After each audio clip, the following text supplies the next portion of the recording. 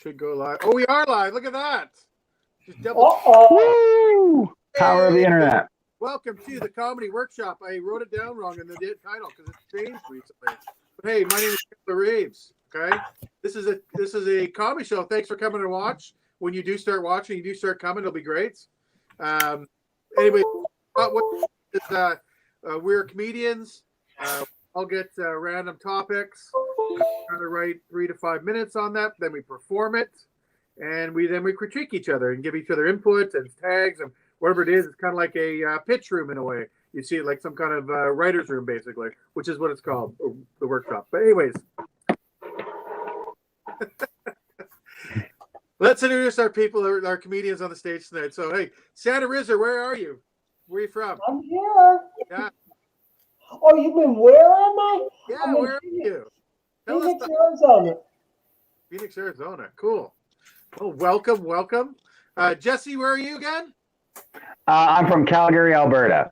Awesome. 1 second. I just have to turn off my cam because I have to do an adjustment. Sure, no problem. Ari, where are you again? Dover, New Hampshire. Oh, New Hampshire. Right, I forgot about that. Jesse, where are you from? Yeah. I am from Seattle, Washington. Woo, woo, woo. Well, Yeah. not really. There's not really. Nobody said that to Seattle. Yeah. But I tell you what, guys, let's do some announcements first. This is a comedy safe space, just so you know.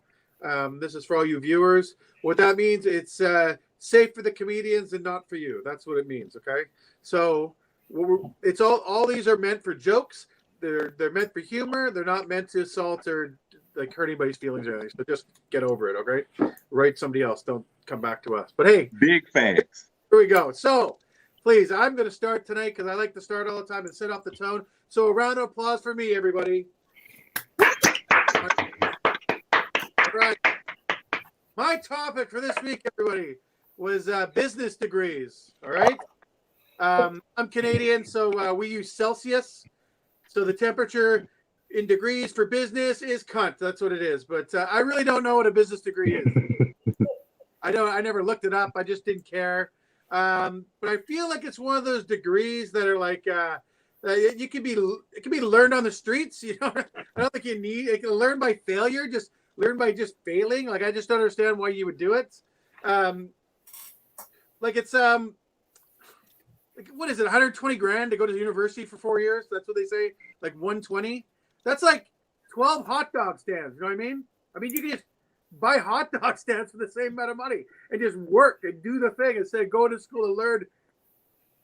I don't know what you learn at business school, but yeah, anyways, it's but you're literally paying to teach something you can learn on your own, right? That's what I think. It's like this is why it's bullshit to me, university, okay?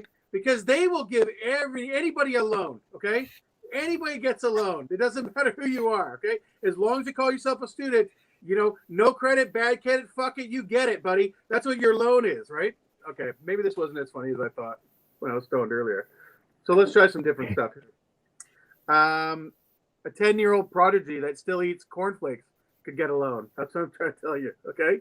The kid is a snotty-nosed kid, and because he can graduate high school at 10 years old, he'll get a loan. But a business degree, like, business loan, like an actual business loan for something, yeah, you have to, like, sell your grandmother's kidneys on the black market or something like that. You ain't getting it. There's nothing. You need collateral, something.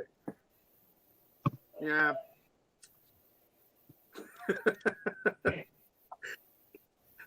Sorry, guys. This is there's a bunch of yibber yabber that's going on for me right now, I guess. I think your best hope for being successful is pretty much going on Dragon's Den if you're in business. Just get on Dragon's Den, do your best, because those, like everybody that's on Dragon's Den, like the contestants, guaranteed are Dragon's Den's Shark Tank for you Americans. That's what it is, Shark Tank. Okay, they got different names in Canada and in the States, but I want to explain that first. But like every person that goes on there probably has a business degree.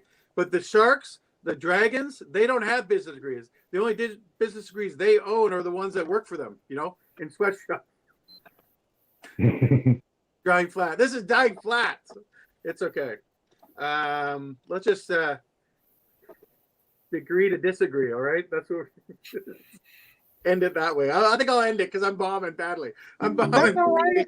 It's embarrassing for me. So there, round of applause. Yeah, no. Your subject was business degree. Yeah. Okay. Yeah, it's kind of hard. That's why I say with some of these subjects, it's kind of hard to pull it out. I mean, one of the things, one of the things it could be a concept is like, business loan. It's so hard to get a business loan. It's like they want one of your kidneys to get a business loan, and you be like, okay, do I decide? Do I want to pee or do I want to open up this sandwich shop for my dreams? Exactly. Yeah. That's kind of just fucked it up when I was I like saying version. the beginning. A business degree is something Celsius. A business degree is 5 Celsius. Yeah. In Fahrenheit, that's $50,000. Yeah. Yeah. Something along those lines. And even your ending of let's agree to disagree, make those the degrees. Yeah. Celsius and Fahrenheit, or Mhm. Yeah. yeah. So there is a lot on the degree not really being the business. Yeah. Yeah. I know. Yeah. We can admit that was shitty. I think it's okay to admit it. But sometimes this is the fun part about this, right? Because sometimes it's really hard for us. So. I think I don't think it was a very bad set. Like when you started going in, getting into your own head and going like, oh shit, I'm bombing. This isn't going well. Like that's what pulled me out of it. Like I feel like with the medium, like you can't really rely on that punchline boom. You're gonna hear the chuckles. You just have to have a little faith that like on the rewatch or like anyone watching live, like they are getting a bit of a chuckle out of what just happened. Yeah. As far as your set goes, though, I thought I do like the concept that you brought with just how useless an actual business degree is. Like it had me write a few things down. Starting a business is just cheaper all around than a business degree. Yeah. Like Joe Exotic is a better candidate for a career in business than a graduate because Joe Exotic at least knows how to hustle. That's a good one. That graduate, he got taken for $120K. That dude ain't got no hustle. That's a good one. Yeah. Yeah, I like that. Yeah, that's funny. Yeah, they'd rather sit around in college and their asses for 4 years. Exactly. Joe Exotic, he was torturing tigers, making sure people's arms got ripped off and shit. That's actual work. Yeah. Seducing straight guys too. That's what I remember. Exactly. You ever try to turn a person from their sexual orientation? Requires a lot of pressure, coercion. Well, I played rugby, so there's not much coercion that I've seen. But no, I'm kidding.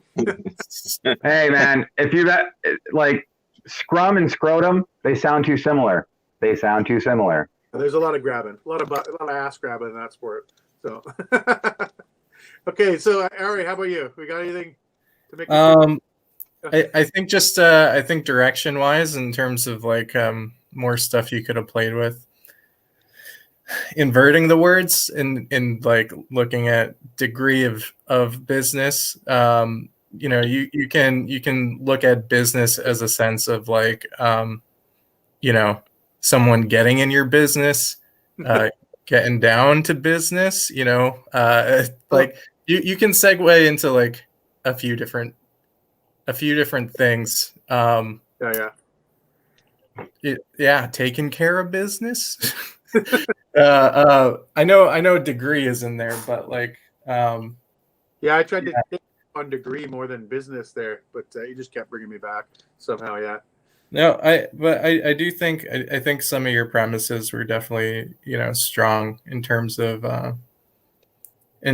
like conceptually. I think just you did get a little nervous in there, and sometimes that's No, That's delivery is important. I think we can all agree on that. So true.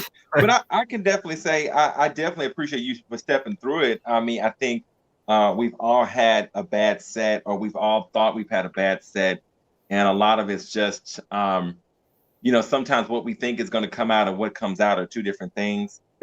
This is kind of, it's not one of the easiest things to do, because with this concept, there's not, I mean, there are a little bit like about, having a degree. Like I thought of one, a business degree is used as like a gas station fruit cup and giving you your nutrients.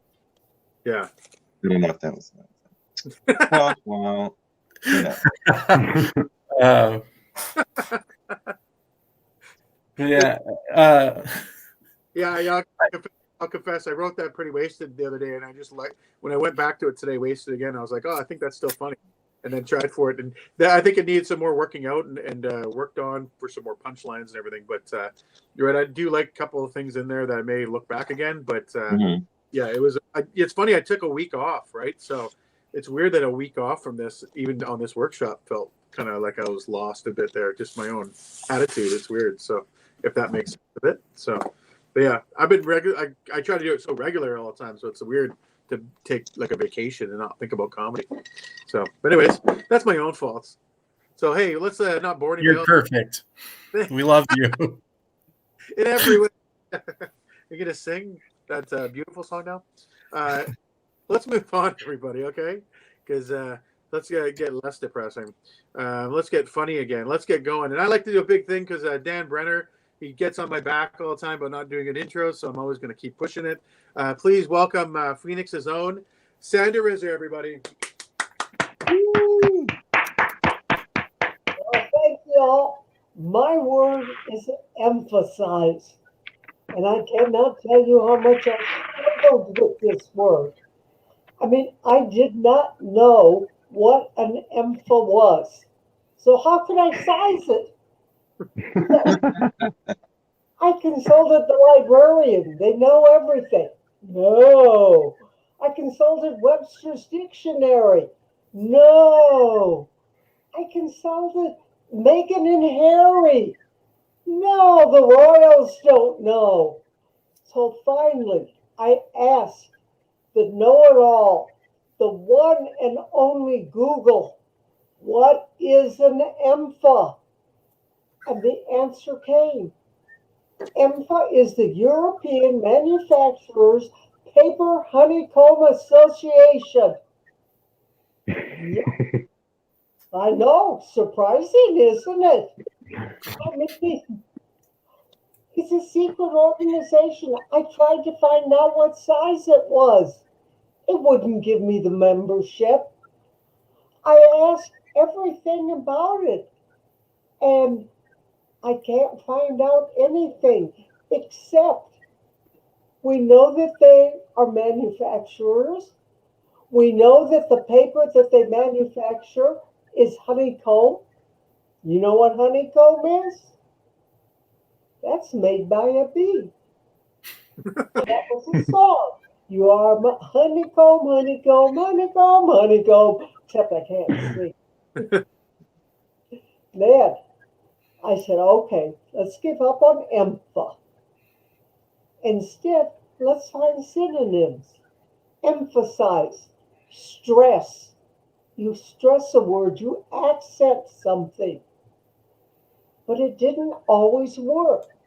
Because although the words mean the same thing in some sentences, to emphasize my point, to stress my point, I have to accent this. But if you try to change them in a different context, you're SOL. The doctor wants me to take an accent test for my heart. No, I don't think so. You know, my boss is always writing me. I'm under a lot of emphasis. So, emphasize, empha, stress, accent to you. That's it. Hey, Sandra. Hey. Good job. Good job. Would anybody like to start? That was incredible. I like where do you start with that? That was brilliant. I loved I honestly got carried away just watching it. I loved how like for the most part that was an entirely clean set. I think the dirtiest thing you said was SOL. Like that's impressive as all hell to me. That's a legitimately funny, clean set, and I enjoyed the way that all the punchlines worked off of how you were emphasizing your words, and like that was very much the delivery is making this work so beautifully. My favorite part was delivery. It's the way you said it's made by bees. That just fucking killed me. It was the best. Thank you. Yeah, I liked how you emphasized all your words at the start. You're emphasizing everything. I really like that. It kind of caught me too. And I wasn't even, I just, every second word, like you'd emphasize. And were you doing that on purpose? Just the way you talked. I thought it was hilarious. Yeah, probably. Yeah. I couldn't believe that I actually found Empha on Google. I mean, whatever was going to pop up, that was just going to be an awesome punchline. It was it's an amazing concept. How about you, Ari? You got any pointers? Sandra, whenever I think this is the second time I've done a workshop with you, and I feel like each time I feel like I come away having learned something from you. I feel that exact way, man. I think you, me, and Sandra were on the same show, and she fucking killed it then too. And to what Jesse was saying, I think like you just kind of have your own way of kind of going about delivering your set. I really enjoy it. And yeah, I mean, I also I think I had like a little chuckle at the corn part as well. But I really just I like your delivery a lot, and I think the way that you go about presenting the topic is always like engaging to me and interesting and different. So lots of good qualities in terms of what I like to watch. Thank you. How about you? And I enjoyed it. I was kind of catching all the materials. I really have nothing to comment on. Yeah, I actually one tag I got for you is or one way to go. I think I really like when you went in the middle towards the middle. I think you said empha. Let's break it down. Empha, stress, accent, something you said, and I just would have the next line. You would have murdered me if you would have done something in an accent right there, like a French accent. I just remember your whole thing. They just throw in like something you said, like just a subtle thing, and then kept going on with your set. I just right then I was like, oh, I didn't get the accent. I really would have loved it. Like, wouldn't do, but the standout thing. I thought that was really funny though. So, well done. So another round of applause for Sandra, everybody. Woo! Awesome. Okay, Jesse, are you ready? Yeah, I am ready. This is gonna be fun. Do the intro then, because Dan Brenner got on my back one time, and now I have to keep doing the intro every single time like this. Stick to it. You got a thing. I respect it. Okay, listen, it's my thing now.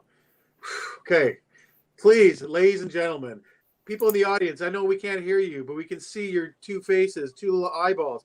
Please clap. Everybody put your hands together for Calgary's own Jesse Gillette, everybody.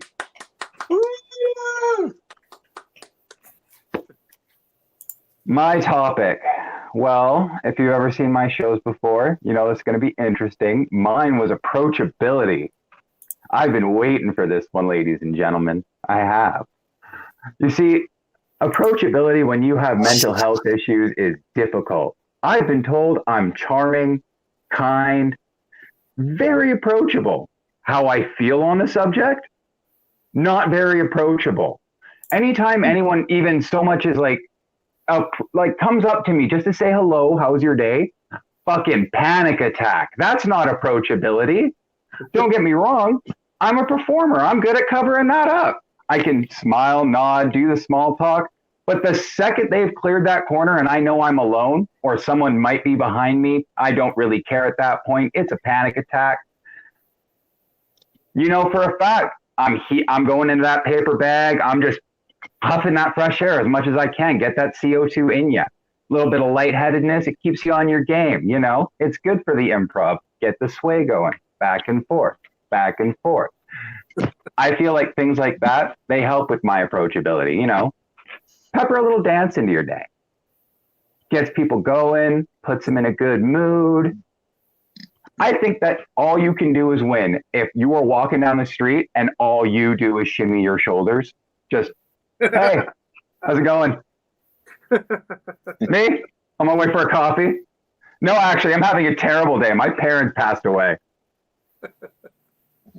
But, you know, you got a little shimmy in your shake. Made everyone's day. No one could tell that was the worst day of your life.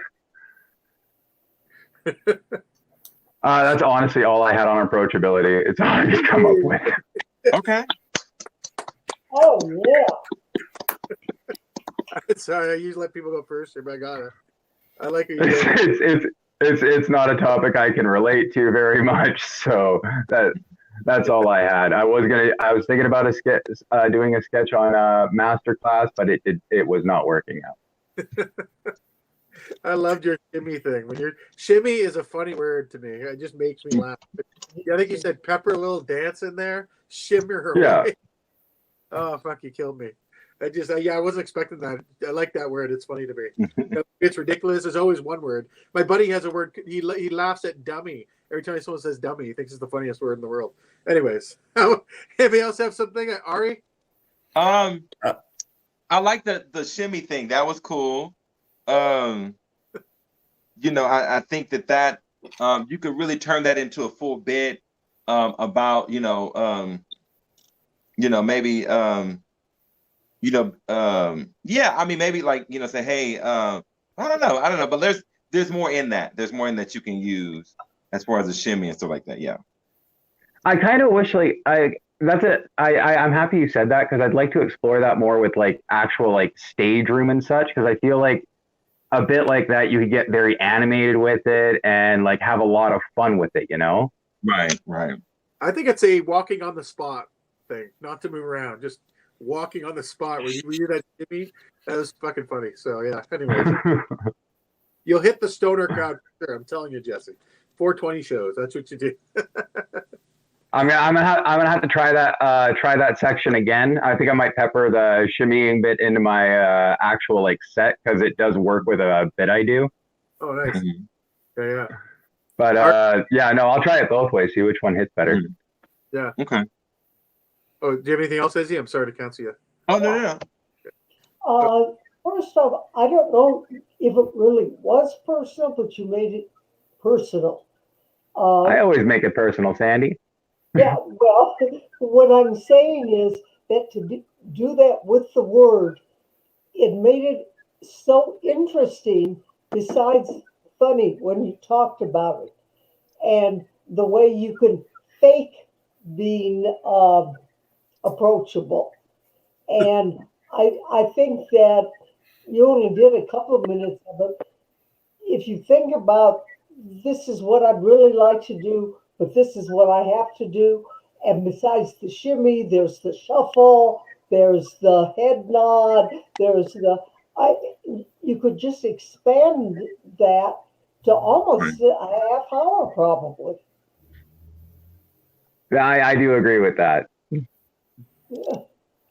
Like Izzy was saying, like there's a lot of places like you go with that where like if you just explore the space, you know, like play with different dances, you know, like what would you do to just throw someone off?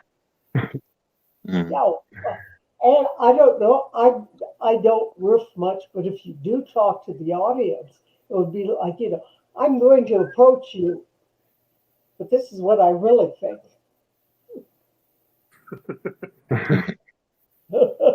And even if you could talk about being extroverted or extroverted or introverted, because introverted people, all the introverted people raise your hand, and they're like, okay, if y'all really introverted, you wouldn't raise your hand. introverted person, the idea of being approachable is randomly looking at your Facebook like 10 times and then like sending you a secret message. That's approachable to them. Yeah, no, you just gave me a great idea for a bit where I could, you asked the crowd, like, I want to see who's extroverts or introverts. Everyone who said they're introverts, you're fucking liars. I'm an introvert. The only reason why I'm here is because I'm being paid. Huge rooms with a lot of people. This is terrible for me, but I'm funny, so I'm here. Right. Yeah. Yeah, that sounds funny. Yeah. Ari, I like that. I am curious about the master class that we weren't provided. That sounds like a great well, if you've seen some of my past sets, sometimes what I'll do is I'll come up with a character. So Yeah. I came up with a character who was hosting a master class, and they didn't actually know how to be approachable. So the entire set was, in today's master class, I'm going to teach you how to become approachable. Lighting. It's important to have proper lighting. You have to set the tone. Eye contact. And I was going to take off my glasses. Eye contact is important. Never break it. But I found with the lighting I have in here, I just wasn't able to really make it work smoothly. I think what you just did would have been completely fine with, and I thought that was good. So don't just there's no harm, we're workshopping stuff. I want to see. I didn't put enough time into the production is all. Okay, all right. I'm not gonna rail on you too hard for that. I do appreciate that though. I do appreciate that you're saying like something's there, man. You got to go back and play with that concept a little more. Just you mentioning it, I was like, I'm sure that to me that sounds like a good way to take the prompt.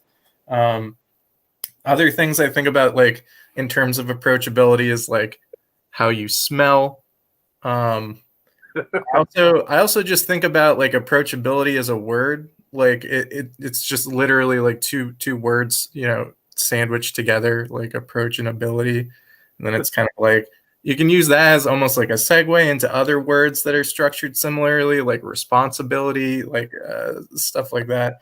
Well, now that you mention it, even taking the word approachability, it's a weird word. It's the ability to approach a person. I think we all have that ability. So how would we come up with the gauge? What are we gauging this off of? What is my approachability scale?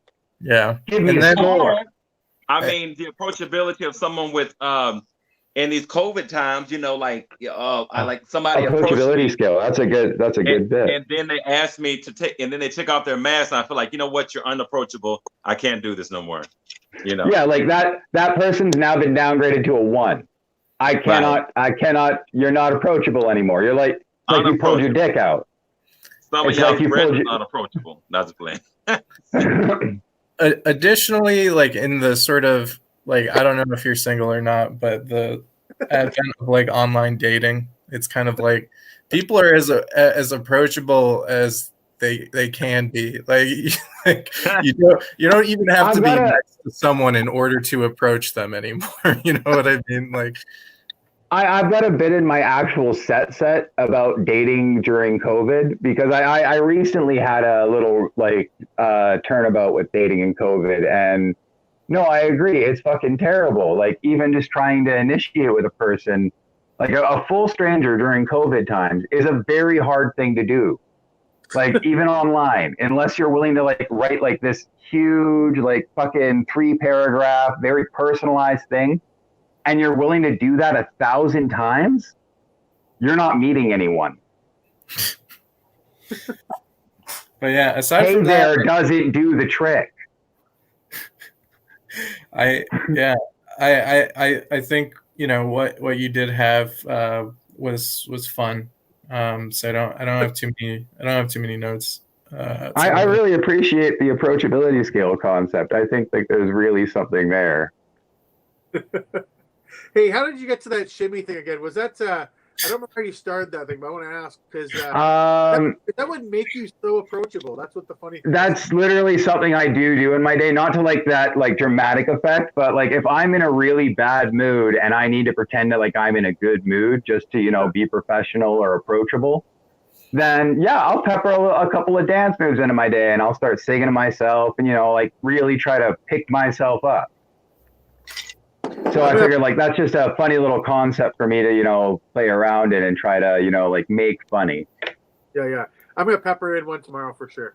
I advise everyone to do that. Just pepper a dance move into something just for no reason. Exactly. Like if you're just getting into like the line at the grocery store, just electric slide in. Exactly. Hey. You can do the sprinkler, so whatever it is, I'll figure it out. But yeah. Someone's gonna get hurt if you're on a bus. I used to have a dance move called the "Stay Away From Me," and all I do is spin with my hands like this, is outstretched. I just thought it was funny to me. I heard a joke that was similar to that. It was I have a new self-defense move. I literally just pull my dick out in helicopter. It's worked every single time. Yeah. That's a good way to not be approachable for sure. Well, let's everybody. Is the wallet worth it? Is it worth it? Reach for it. I dare you. Yeah. Round of applause for Jesse, everybody. Come on. Put your hands. Okay, Ari, you ready? Oh yeah. I'll do an intro because I got shit from this guy named Dan Brenner that was supposed to be on tonight. And, I have to do a nice intro to every single person to explain this. It's like, everybody, please gather around. Okay, gather around. Please tell me you're going to do this again for the second time round. I do it every single time. Okay, listen. Yes. Let's gather around here in a big community. Please, let's give a warm hug-like clapter. Let's give some applause in a hugging fashion for Ari Manicos, everybody. Woo! We love Manicos. Show us your parts. Oh my god. So my topic, my prompt was a ball breaker. Oh shit. So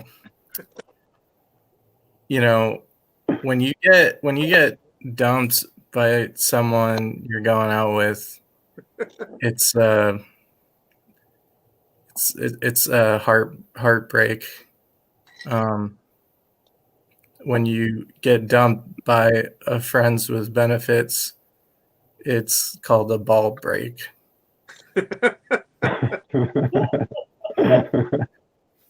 There's a lot more female leads in media now compared to how it used to be. I think that's good. I feel like TV used to just be a bunch of abusive Italian stereotypes with guys saying, "You're breaking my balls, Maria," all the time. And now in the lead role, Maria actually gets to break balls, which is very exciting. I like video games, but I haven't been playing them much lately because they've just gotten so complicated. Like, I remember being satisfied when my games were like, you are this rectangle, and you have to bounce this circle into the other rectangles that are shitty compared to your rectangle because they immediately disappear. And now games these days are like, your wife is pregnant and you have to set up your sprinkler system before the season changes, or else you won't be able to sell your artisanal cheese at the farmer's market, and the local hermit will hate you. It's that, or I see a lot of advertisements for games that say stuff like, "I bet you won't last 5 minutes," or "Try not to come." I find that I don't enjoy videos of people getting hurt as much as I used to. I feel like my generation got kind of screwed up in the trauma department because of how the internet was developing at the time. I remember going to school and I overheard a kid ask another kid, "Did you watch that Al Qaeda beheading video?" What? Like that was shit that people did not have to deal with back in the day. When I was young, I remember also watching a web series called Happy Tree Friends, where a bunch of cutesy cartoon animals would just get maimed in terrible ways each episode. They sold merchandise at Hot Topic. This wasn't just me. And now I can't even enjoy a compilation of skate fails with guys smashing their balls on handrails without thinking about what kind of insurance they have. That's all I ended up coming up with. Yeah. Hey. Izzy, would you like to go first? No, I think I liked it. I just want to now because I had one I was writing. What was the word again? Ball break. Ball breaker. Ball breaker. Wow. Okay. I was right. I should have wrote it down. I didn't get. I had one concept I thought of, and I was like, yeah, but yeah. So I hand it off to everyone else. No problem. Sandra, how about you? Yeah. Okay.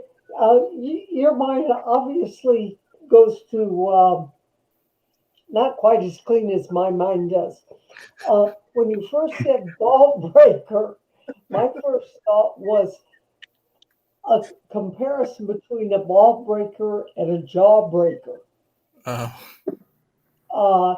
If they even have jawbreakers today, but I presume they do. And also, when you talked about Maria now breaks the balls, beach balls, tennis balls, etc., is where I would go, she sticks a pin in them or something. And then, I don't know, but as I said, my mind went on a much more benign PG-13 angle. And that's beautiful. And we're here for it, Sandra. I now have this concept of just this. See my real comedy. I'm PG-18, but I am clean, but I'm very innuendo. Oh, yeah. I'm just imagining this Italian woman at Christmas just like trying to hang balls on a Christmas tree and just smashing them on the ground with OCD. Like, I am cursed. Now that Sandra mentions it in terms of like a clean way of looking at it, I'm not like a big sports person, so I just think about like just smashing like a children's ball, like instead of like passing it back to them, just like smash. The ball, where kids play with all those balls. Oh yeah, the ball pits. Yeah. Yeah. Yeah. That's a good way to take it too. Ari just sitting in front of a Chuck E. Cheese, just crushing the balls out of the ball pit, intimidating children. Just making them all raisins. Give me your coins. I gotta go play some Pac-Man. I liked your there. It was pretty funny to me. The internet, my generation stuff, the Al Qaeda stuff, that was really good. I think it was pretty funny. I think you can actually use that another time. I think, and I'll just a throwaway. Sorry, I got the coughs, but I do remember myself always. That's the way I would have gone too with the internet with the ball breaking, because I used to come home all the time when I was stressed out before comedy. I'd come home and I'd just sit there and watch like nutshot videos on YouTube on repeat. I just let it play, keep watching different guns, and it always cheered me up because I'd laugh because it was like just like I can't believe it's on the internet. It's awesome, but just totally reminded me of that whole thing. So I thought you were great. So good job. So yeah, Jesse, input or are you good? I've gotten to catch your set before, and I love I love how your energy changes when you go into like perform, where it's just like this very like laid back and like very relaxed delivery. And like you're talking about like these very, very like dark concepts. Like, so we casually mentioned beheading in conversation now. When I was a kid, that would have made me stop. Like I would have had a reaction. Now I don't. I love that concept. I think there's more there where like you should actually like do the back and forth of that conversation of like someone casually mentioning it and how like a 12-year-old you would react versus how you now react. I really enjoyed the opening or the part where you're talking about I can't even remember what it's called. I think it's Hot Blocks or something like that. The video game where like you catch or you bounce the ball back into the other rectangles. Breakout. Yeah, I think like that game came out with like 10 different names, and it was just awesome. It's a great concept, but something I thought would be funny is when you're talking about like little rectangles, you could really get into it and be like, so you use your awesome full powered rectangle to bounce a ball into the other rectangles, which are handy capable of nothing. They don't move. They can't catch the ball. They cannot defend themselves in any way.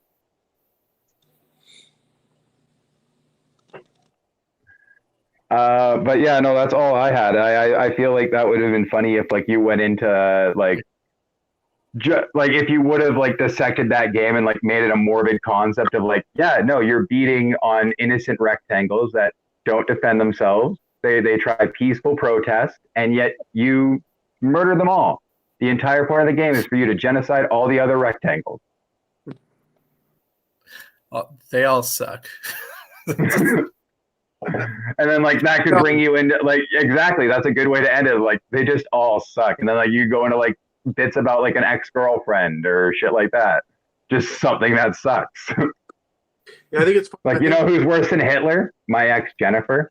Oh, wait, actually, this is going into like another kind of like morbid territory, but it'd be like, did you know that game where you where you hit the circle against all the blocks was inspired by Columbine? That's awesome. Oh gosh, that is so dark. At least Columbine's old now. Oh my god, I love it. Please play around more with that. Oh, boy. I did notice your tone change too. It's pretty funny to me because I've heard you twice now. And I think that Sandra, Jesse, I think all five of us have been on the same show before, like all five. Oh yeah. I think that's what it is. I think we remember that. It's almost a repeat from like 3-4 weeks ago. Right. I think it because we're all sitting in the same position, which is kind of freaking me out in a way. But anyways, just remind me of that. But I did notice your slowdown too. It's pretty funny because you look to me like a guy that would flip tables all the time, and you go like silent, like quiet and slow. It's actually pretty entertaining. So, but yeah, it's not expecting it out of you. That's what I mean. So thanks. Yeah. But good job. So another round of applause for Ari, everybody. I just want anyone who's watching tonight, if you take anything away from tonight's workshop, make it be Ari in front of Chuck E. Cheese intimidating children by crushing their balls. And parents. Wow. Yeah. Chuck E. Cheese a thing anymore? I think it closed down, didn't it? Okay, I mean, if one good thing could come of COVID, right?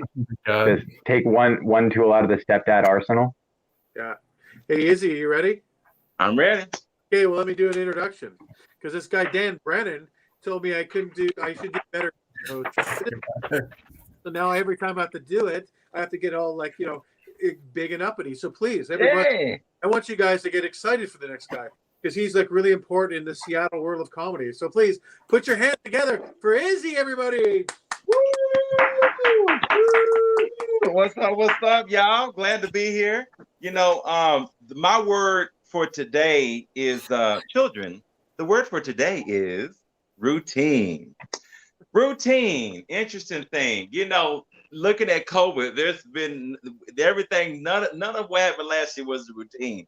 We are totally out of routine. I've gained so much weight in COVID. It was hard getting in through routine of getting in the tub. I mean, I get in the tub and it's like I get in there and trying to get out is like World War III. It's like getting a car crash victim. I'm trying to like push out the tub and it's just, I feel like a cork in a wine bottle or something, trying to get out the tub like this. And then I like finally push out the tub, and it takes me about, if you fat, you're not gonna get. If you're not fat, you're not gonna get this. Some of that stuff, it's a little rough. Y'all skinny people, y'all just slide out like spaghetti and stuff. Y'all get out the tub with nothing. Fat people, it's. I gotta call somebody. I'm like, you know what? If I don't make it out this tub, call my mama. It's the emergency contact. This the deal. But the routine of having a good bowel movement is a beautiful thing. I'm telling you, it's when you get to a point where a bowel movement is like going on a blind date. You don't know what you're gonna get. The routine of that is really is a tough thing out here in these streets. Let me see what else I had. So the routine of calling. It's interesting calling someone a friend. The routine of calling people friends as you get older is interesting now. Back in the day, it was like, man, I want somebody to go out to the club with me. Now it's like, I just want somebody to be an emergency contact. That's the only thing I need at this point. Can you call 911? Do you know the routine of when somebody's having a stroke? Do you know what to do? Hanging out with young friends is just interesting because they never know the concept of that. It's just like you look like you're okay. My face is twitching and shit. And they're like, well, you look fine to me. You look like are you doing a new dance move? I'm like, no, call, help. But the routine of having getting married after 35 is always interesting because, it's something about, bridesmaids and the bride doesn't walk, after, before 35, you walk down the aisle and your breasts are just perky like this, and just, hey, how you doing? I'm happy to get married. After that, after 35, you look like you just came out of you're a war victim or something. You just look, I'm here. You better be glad I showed up here. Are we getting married or not? This is what it is. And it's seeing even the bridesmaids. It used to be cute to go to weddings before 35, but now it's just, everybody's comparing scars, birthing scars or something. It's just birthing scars, and you're seeing breasts hang like cantaloupes or something. You're like, wait a minute, what now? There's cantaloupes and watermelons and all this stuff coming down the aisle. It's just terrible. It's terrible. I don't even look for like the routine of being like a 6-pack. I'm just looking for just having a pack of non-indigestion. Like that's the only thing I need right there. There's no indigestion for the night. I'm good. That's all I need. That's all I need. And then let me see. I got a couple others. Okay, yeah. So the routine of trying to get out of a vehicle. I remember when I was in my 20s, I used to just fly out of vehicles. I used to just, hey, ready, get out the vehicle. Now it's like, I got to swing out the vehicle. Like, okay, it's like trying to throw a rocket in the air, just trying to get out of a car. It's just a little interesting thing. But I think that's all I got. That's all I got on routine. Hey. Actually, I had quite a few tags, but I'll let some other people go first. So how about start this time? I thought that was a really great set. The only two things I wrote, I really love that concept of some of us can just slide out of the bathtub, no fucking problem. Others, we need fucking help. I thought that was a really great concept. And there was more, there's some more that you can play with there. It just what you were saying, it got me thinking. And I think something funny for you to tag on to that would be I got to take baby oil in with me when I go into the bathtub just to be safe. Some of you slide out. I lost my cousin to diabetes. His ass got stuck in his tub and he ain't got no foot. So he starved after a month in there. I know. I say it was the diabetes that killed him.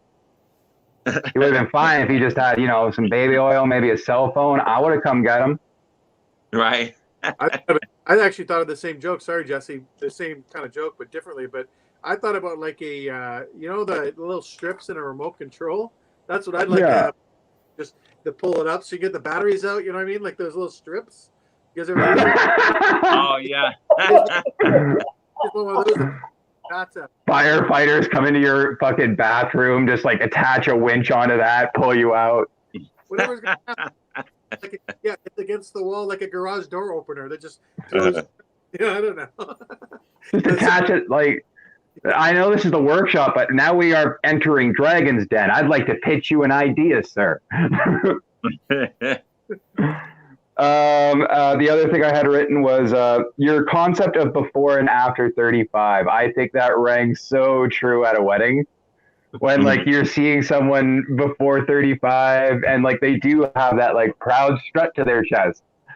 And then after 35, something I wrote down because like I just it resonated with me where I'm like, oh my God, he's 100% right. Their shoulders are hung, and you can tell the only thought going through their minds is just thank God I ain't dying alone. I might hate your ass in a year, but I ain't gonna die alone. I know that's right. I like that one. Okay. Sandra, how about you? Would you like to get some input? Well, first, I want to say I wrote down 3 that I thought were absolutely gems of lines you had it there. Getting out or in the tub was like a cork in a wine bottle. Mm-hmm. That is absolutely fabulous line, and it just made the picture perfect. And especially if you then put some of the other stuff that they've talked about, and the bridesmaids comparing their birthing scars. Right. Those 2 just cracked me up. And then you were talking about getting out of the car. Well, several things.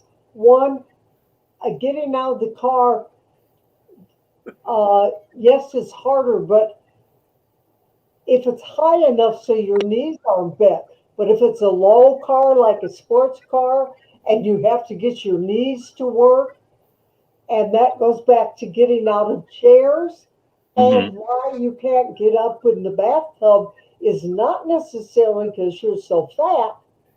It's because your knees don't work there either. Right. So you kind of have a callback and come full circle with it. Okay.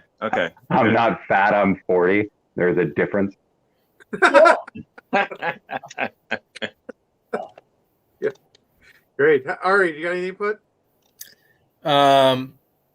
I think that you have a great energy and kind of cadence to how your delivery works. So kudos on that. I think it really helped punctuate your jokes.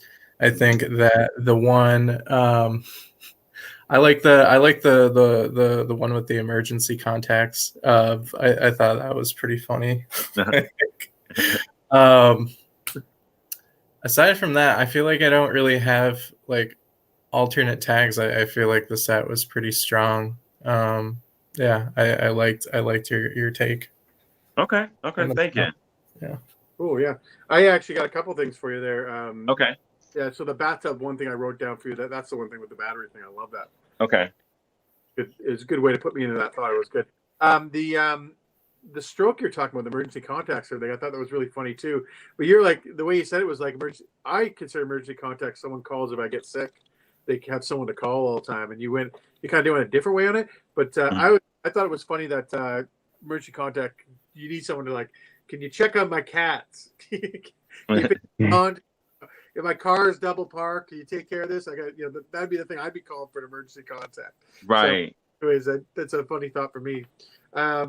Also, I like the showing birthing scars. You said so. We said showing birthing scars.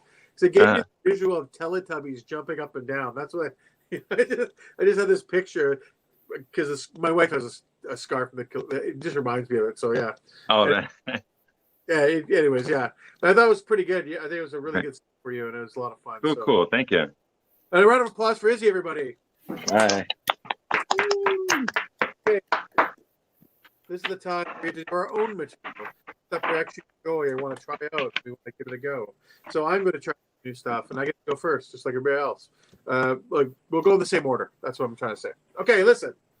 I took a week off from this, and on the weekend I was being punished. I got bit by a 3-legged dog, which is a true story. Went to my cousins. I went to help out his buddy, and his 3-legged dog bit me in the hand. And every time I came in his backyard, he just kept biting me. So I figured it out though.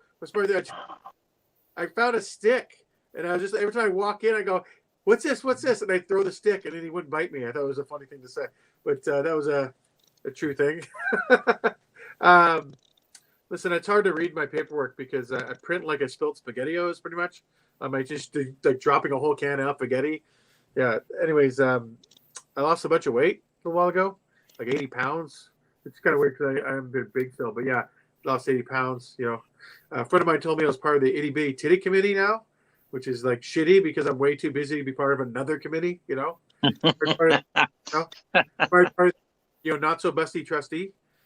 Oh, I screwed that one up. Oh my god, it's been so long since I did this joke. I screwed it up.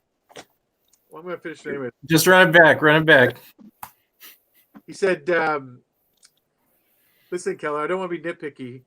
You're not just part of the ABT committee. You're not so busty trustee in the ABT committee, which is shitty because I'm way too busy to run another committee. That's what I'm the part of the Society Caused by Sobriety Society. Oh, I fucked that one up again too. Wow, I haven't done these jokes in so long. I try to go by memory and it's fucking it all up. I'm a part of the. Let's take these glasses off. Serious. I get serious. Where's my sunglasses? Hold on. Let's restart this stuff. I gotta get fucking character. No, I got no character. Hey. You guys, you know what a pseudonym? You guys know what a pseudonym is? Yeah. Yeah. It's how a person with a cleft palate pronounces cinnamon. Took me an hour to write that down because I couldn't spell pseudonym. It took me like an hour to figure out how to spell pseudonym. I had no idea. It's like a word you don't use much anymore. Like pen name or like that's the way I remember it. Pen name or like pseudonym or whatever it is. Now it's yeah. That's the way it works for me. Yeah. I got a world record. If you guys didn't know this, I have the world record for the most amount of yos in one sentence. It's a Guinness Book of World Record. It's like, okay, listen, it's 11 yos in one sentence, okay? I'm going to show it to you right now. Deep breaths. Yo, Eureka, Yolanda, you know who just found your yo-yo on the ground, yo? That was 11, so that's 11 yos in one sentence, everybody. Thank you. That's a world record for amount of yos. Previous held by myself with 5. That's... Because it didn't need it. I got that because I watched a lot of Rap Battle. You guys know like Rap Battle stuff? Anybody watch that Rap Battle? Right? Like I watched too much of it. And the thing about it, they always start off like, okay, yo. As they're trying to get the beat. I was like, how many fucking yos do you have to start with? I was like, how many yos do you have to deal with here? Right? And that's what I got because every time it was like, you guys know a guy named Blind Fury? I know it's Brown Sandra knows who it is. He's a battle rap champion from 2012. That I just recently over COVID started getting into. He's this white blind guy, has a blind fury. He's this white short guy, and he just murders everybody in rap battles, right? And the thing is that I think everybody's kind of on his side and everything, and they got back because he doesn't actually know he's not black. You know what I mean? That's the thing. He's actually colorblind. That's the thing. He in fact, he only sees black. That's the thing. I think it's my energy tonight, people. I think it's my energy that needs to start up this again. How about we just do one? We end this me, okay? I have an Uncle Jimmy, he's a real interesting guy. He's from up north. He's a trapper. You guys know what a trapper is? Someone that traps animals and does things. And he's from Quebec, as we call it. And he lives up in this remote place called Queen Charlotte's. And like they're the barter system all the time. And with they always trade furs for stuff. And he needed some dentures done. So he went to the dentist, and the dentist gave him this price. And he's like, fuck that, I ain't paying it. And he went back to his house, and he trapped a beaver, took the teeth out of the beaver, and made his own dentures out of them. And then he's telling me the story, and then he goes, and then I ate the beaver with his own teeth, he said. Yeah, it scared me. But yeah, I still ate the beef. He also ate. Anyways, there's a fun story. That's everything I got today, guys. Thank you so much. Oh, man. Yeah, I like the itty bitty titty committee, another committee that I have to be on and stuff like that. You know, even if you did like a shout out to the audience saying, "Hey, where are my itty bitty titties?" Say, "Hey." Now, you know, they won't do that. They won't respond to that. They're like, "My titties are big." I'm like, "Yo, girl, you got a negative A. That's not a those itty bitties. That's itty bitties." But no, no, I like it. I think I think we've all had a thing where we've like it's been a while where we hadn't been on stage and the timing is off, and that's like I say, just really just go through it. I mean, a lot of times people don't know that it is off until you bring it up, and sometimes you can just crack a joke, but like, hey, this is kind of like you haven't had sex in a while, and you go out quick and don't know why you went out so fast, and they were like, or something like that, or like, hey. Some of y'all know, even when you go on a week vacation from your job, putting out hamburgers at Burger King, you wonder why the drive-through is so late. It takes a little while to get acclimated back again. So, but no, but it's cool though. It's cool. Yeah, thank you. Yeah, I do feel very off of my timing. I think that's why I'm like acknowledging it when I'm saying it, because I feel like it's like it doesn't feel right when I'm saying everything. It's like, oh shit, like it's weird. But yeah. Haven't got that in a while. So, Sandra, do you have any pointers? I find you very hard to give things to because our styles are so different Yeah. that I do not do normally storytelling. And I would like, though, to have more surprises in your stories.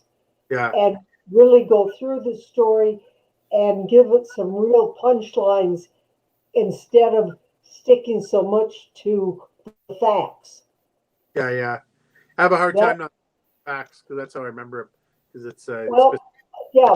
But if what you do in your learning process is write down the lines and then say, okay, where can I exaggerate here?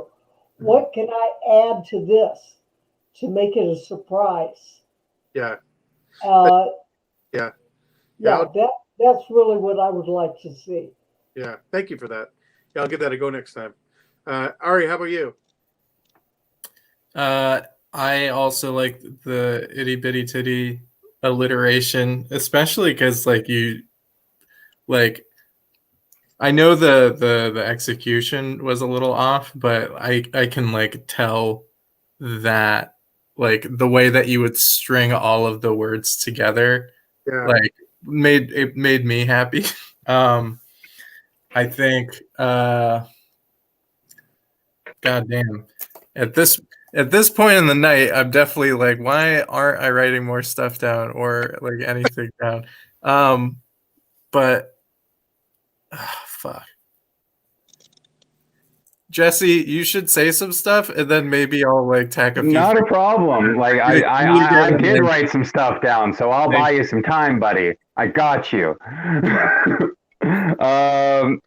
A couple of notes I made. I really do enjoy the bones of the set. At the beginning, you were talking about getting bit by a three-legged dog, and you didn't get into it. What the fuck? Something I wrote was got bit by a three-legged dog. Now he has two legs in a chariot. All dogs do is win.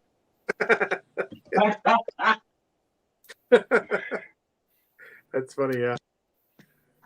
But yeah, I do enjoy that concept of like just getting bit by a three-legged dog and how do I handle this situation? It's a three-legged dog. Yeah. Like I'm not gonna get mad at it. It's had a hard enough life. This thing might have PTSD. Yeah. I also wrote you have a part where you're talking about rap. Yeah. And it got me thinking of something. Being a Southern rapper is the equivalent of Pearl Jam. It's the Pearl Jam of rap, where it's just like, and I'll go, and like there's the aim of the like the way you sing a perfect Pearl Jam song, don't pronounce anything. You Yeah. just make noises and they sound like words and people just infer. And I feel like there's something there. You can feel free to use that. Yeah. Yeah, I'll think And about at that. the end, I love the story about your uncle. I think that there's a lot to work with there.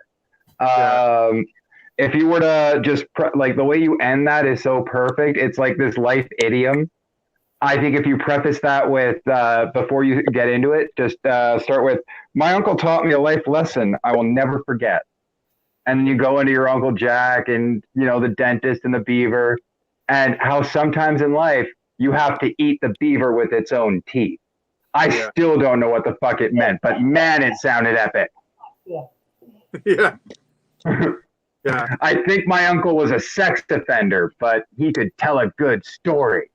Yeah. He was my mom's first husband, actually. I used to call him Uncle Jimmy. It's a weird thing. It's like Still, I love the concept of a French trapper up in the middle of nowhere, and like this dude is so hardcore. He's just like, I'm just gonna rip the teeth out of a beaver. yeah, They it's got all, good teeth. yeah, it's all a true story that he told me. I remember I was 16. He told me that whole story. And I was Oh, you flabbergasted. can't make that shit up. I was just like, what? Like, you did what? Yeah, he showed me his beaver teeth. He's like this, and like I was like, holy fuck.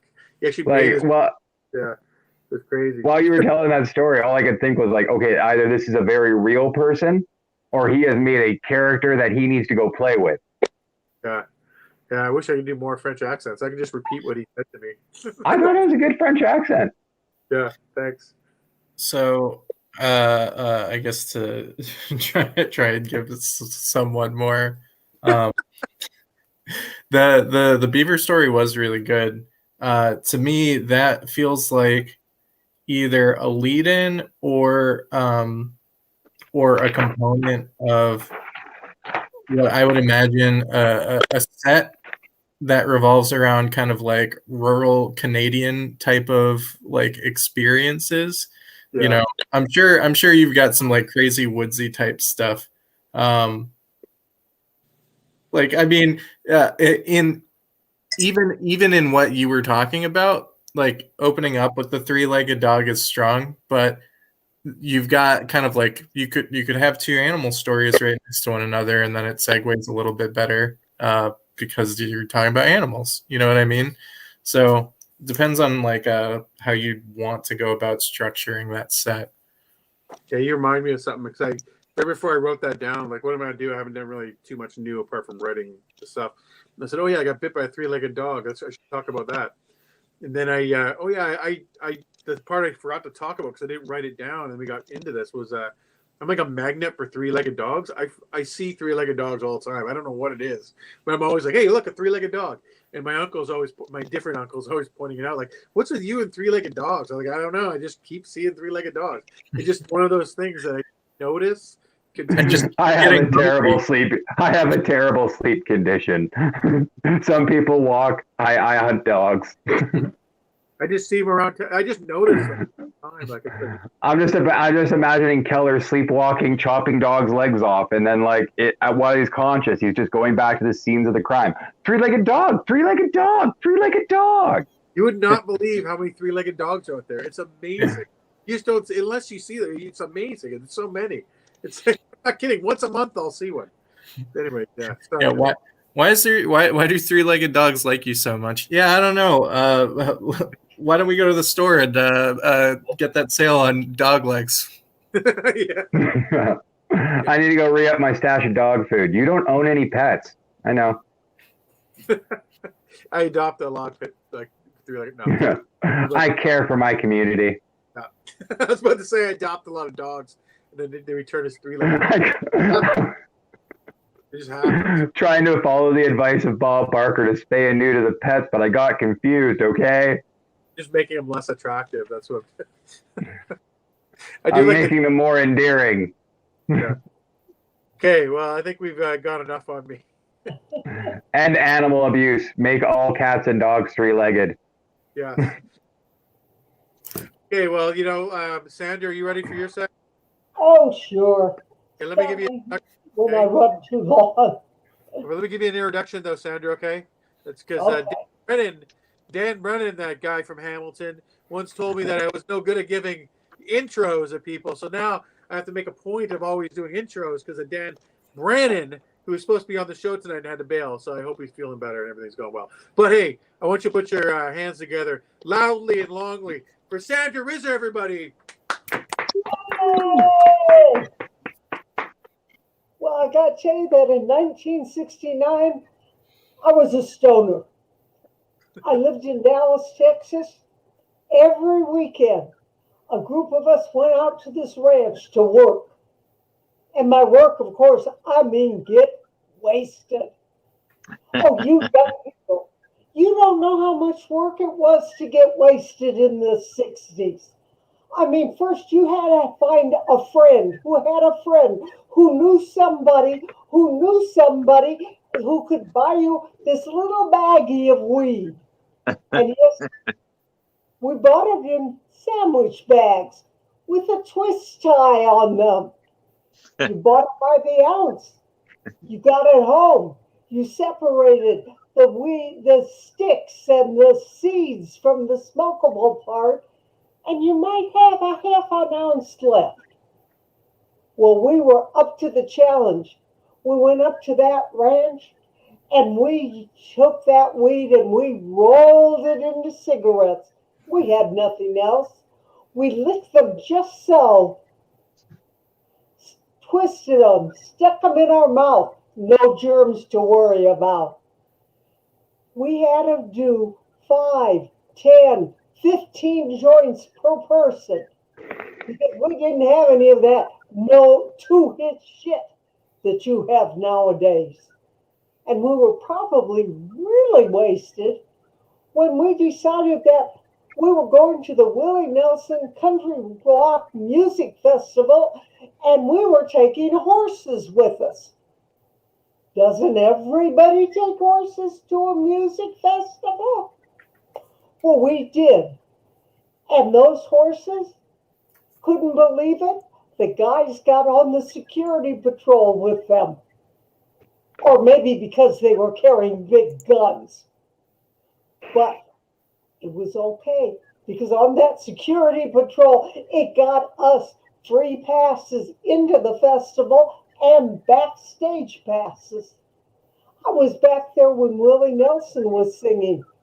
Amazing man. He's the only person I know when he was 28, looked like he was 82. Hey, these were simpler times. We didn't worry about germs or somebody trying to give us something bad. If somebody handed us a bologna sandwich, we'd take a bite of it and pass it on. If somebody handed us a bottle of Old Crow, we'd take a swig. Well, maybe we'd wipe it off with our dirty hand and then take the swig and pass it on. If they handed us something with fire on the end, we'd take a hit and eventually pass it on. And if somebody handed us a needle, oh, we passed it on. We were stoned. We weren't stupid. Well, I think that's probably my time. Yay! Panda. Oh, it's such a good set.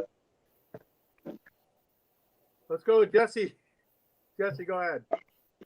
I only wrote down 2 things. So when you're talking about how hard it was to get wasted in the 60s, I feel like a nice little tagline, because you're specifically talking about the weed back then, was you something you could pepper in there. You could be like, and it turns out it wasn't even good weed, just because like the pot from back then does not compare to what we're smoking now. Oh no. Okay. And then I love how you get into like just how dirty the 60s was. And this might be a little dark for your set, so let me know what you think. With joint rolling and just how like dirty it is, right? And it actually works well with like just near the end of your set when you're talking about like just like, yeah, and like we just didn't care about like germs or anything like that. It was the 60s. We were busy cultivating AIDS, so we had to blow joints and be dirty. Was in the 60s, wasn't it? Just because 10 years later we had the AIDS epidemic. Well, I do have it in some of my sets stuff. When I was young, we didn't use condoms, and that's why you have to. Damn. Generation of sexual petri dishes. Damn it, Sandra. Oh, that's a great joke. That's so funny to me. Ari, you got anything for her? I feel like if I was around at the time, I'd have a crush on you. You'd probably be my lover. At least for now.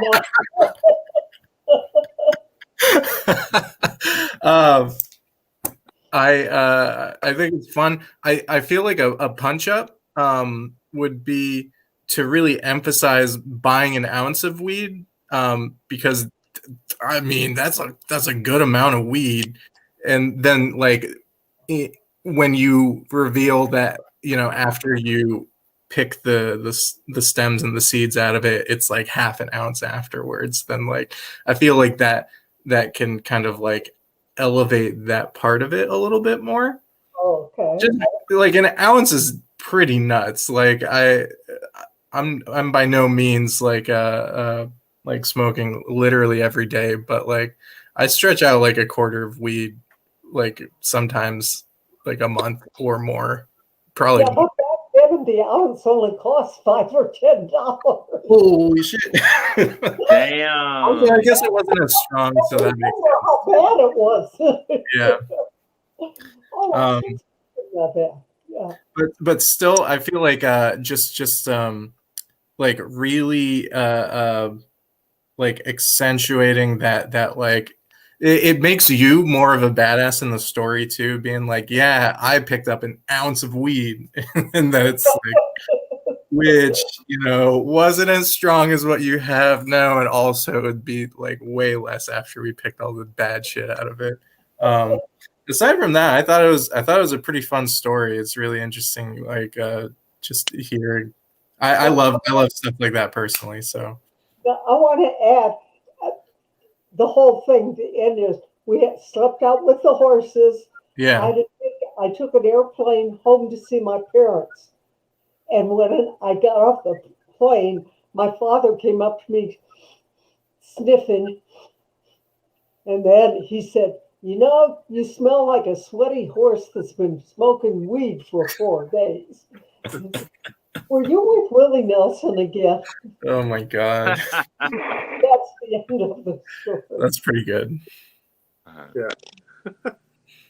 I actually have a punch up for you too there. I like when you talk about the sandwich bags with the twist tie on the top, because I remember those. I would say kind of like a goldfish. You bring goldfish bags. That's what it reminds me. Yeah, I think it was a really good set too. I enjoyed it. So, how about you, Izzy? What do you think? I don't have anything. I had to step out real quick. I had to go get some real quick, so I didn't really hear. But I enjoyed what I heard about the story about the weed and getting the weed and stuff. Yeah, cool. Yeah, no worries at all. Awesome. So, every a round of applause for Sandra again. Way to go, Sandra. Here we got a message here. Lucy, again, I'll replay it because that must be your friend Lucy Orchard. Is that your friend? Love Sandra M. Reiser. That's what someone says. Can you see that? Oh, thank you, Lucy. Yeah, there you go. I'll just keep putting that on for you just to make you feel good. Thank It you. makes me feel Yes. good too when I put it on for you. So, Okay, Jesse, you ready for your next set? As ready as we're gonna get. Why'd you put me behind such a talented comedian? Damn you. Well, let me just tell you. Let me give you a good intro, okay? I know. I just felt like backhandedly complimenting Sandra before we got into it. I really like her set. Oh, I'm sorry. Did you not give you a chance, Jesse? Sorry, did I not give you a chance to speak? I'm sorry. Oh no! I just you gave me a chance. I just felt like doing this is now a joke that just didn't go well. Let's go with the intro, man. Okay. Listen, I don't like to do these intros, but I got peer pressured in by this guy named Dan Brennan. This guy from Hamilton, comedian. He's like, Kelly, you do horrible intros. I'm like, okay, well, I'll show you, Dan Brennan. And this is what I'm doing now because he was supposed to be on the show tonight. He was all excited. I'm just gonna get close to the camera so you can really. Dan Brennan, okay? I was going to give you a greatest intro in your life. I had pre-wrote it, and I'm not going to do it yet. So this next guy is going to get it, okay? Please put your warm hands together, okay? Listen, like you're in a stadium. Your championship team just won the Stanley Cup. Final go. I don't know what that's like because my team has never won a Stanley Cup. But this next guy, he for surely knows how it feels because his team has probably won the Stanley Cup. So please put your hands together for Jesse Gillette, everybody. Woo!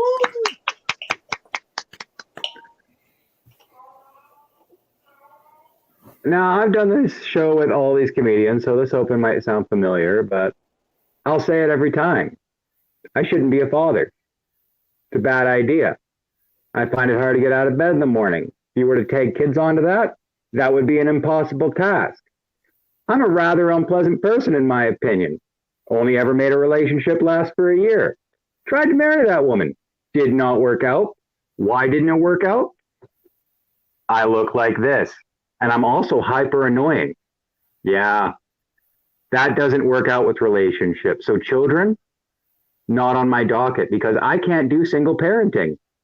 I don't need to experiment to know that. I know that. I tried a cat. Fun fact, I hate cats. I like them in small doses though. You give me a cat for 5 minutes, best time in the world. I enjoyed that. Give me a dog for a full day. That guy's gonna be my best friend. You asked me to take care of that pet? No, that cat or dog's gonna die.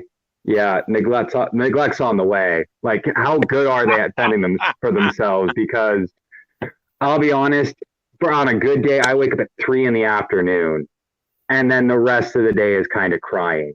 So no time for pets in there, really. It's a busy schedule. I feel like COVID's really messing with a lot of people, you know? Like, it's messing with me. We can be honest here. I feel like it's a safe space. COVID's got me thinking about some stuff, you know, like how I've been approaching dating. I personally think I'm done with the entire thing. This last time around, didn't go so well. What happened, Jesse? I'll tell you. I got to know one person over the last 6 months of COVID. One person. That's how hard it is to introduce yourself to people to start off with, is that you get one meaningful fucking person to talk to. Now, what does a date look like during COVID, Jesse? I'll tell you what a date looks like. Looks like you walking long distances, like Lord of the fucking Rings. Except you don't have a ring. What's your end goal? Trying not to go fucking crazy. Like, isn't that a little bit weird? We're all in a little bit of like Lord of the Rings right now, where it's just this extremely boring but supposedly epic historical journey. We're not trying to do anything epic, though. Our main goal is just don't go crazy at the end of the day. Don't become Gollum. Because, like, there's at least 1 billion people in their houses right now just fully Gollum. They're not wearing any clothes. They're just all weird on their chairs, like, light, it burns us. What are these people's? I don't need the people's. Give me the vaccine. I want the vaccine. Oh man, I know I'm fiending for that vaccine. Anyone else? Have you guys chosen, like who your favorite brand is? I feel like it's a Coke and Pepsi thing right now. Like there's honestly no difference really, but everyone's gonna have a favorite. Like I'm stoked for like a year from now where we get to have like the Moderna Pfizer challenge. Can you tell the difference? Shot one was Moderna. How do you feel? 2 weeks later, let's try that Moderna. Or let's try that Pfizer. And, you just get the chills and you die. I think that 21st century living has just made us a little bit weak. You know what I mean? Like, I think of giant pandemic as good for us. We need a little toughening up. I know, hot take, but hear me out. Would you rather a virus that took out, a fair sizable amount of people, or do you want to go fight a world war? Because I'll be honest, out of those two options, and those seems like the big two that happen to generations, you either get a giant disease or you get a giant war. I'm going to go with disease. I got to play a lot of video games. My writing improved a lot. I took a master class. I feel like in war, all that would have happened to me would be a sniper shot through the fucking shoulder, a little bit of PTSD, and maybe some neglected French children. I don't need that life. And as I said, I shouldn't be a father. My name is Jesse Gillette. Way to go, Jim. I like your thing. I don't want to be a father. My first thought was, I don't want to be a father. My kids know this very well. Yeah, dude, you have kids. That joke hits differently. Yeah, but it made me laugh. The thought came through, right? But most of you said strife, actually, because you sound very damaged. I just enjoyed it. Right, me too. I'm damaged too. I feel you, man. That's like feeling what thing to say, like the Gollum stuff. Like, oh yeah, I know exactly how it feels right now. So, yeah, good job. So, that makes me really happy to hear. Yeah, I like to say it as well. I like the one that you said about the take care of the dog, neglecting the dog. I think that's pretty cool. Not like neglecting dog, but you get my point. So like I think maybe like doing a way to punch it up would be maybe like talk about how you give me your dog's like woo, woo, woo. And then by the time I get done, your dog's like, dog's pretty like doesn't have energy to bark and then like that. His dog is kind of wore out, like it's just a growl, not just a big bark at first. Oh my God, that's actually a really good concept. It goes from like that happy to like your dog went through some shit. And then just maybe talk about, the only way I can take care of a cat, a way to punch it up, maybe like the only way I can take care of a cat is just letting them out the window. That's just I mean, that's not a joke. That's 100% true. They're little demon bastards. But yeah, that was good. Good set though. Yeah. How about you, Ari? You got anything for him? All right. So to start, I think this is good. You aren't ugly. So it's hard to do a joke where you call yourself ugly when you're not ugly. Oh, that's so sweet, Ari. So if you're gonna do a self-deprecating joke like that, and you just I definitely there's so many more people that are uglier than you. I'm actually working on a bit about body dysmorphia because I've gotten this feedback before where it's just like, okay, dude, you can't make fat jokes or ugly jokes. You're neither of those two. And I'm like, but I used to be, I promise. Yeah.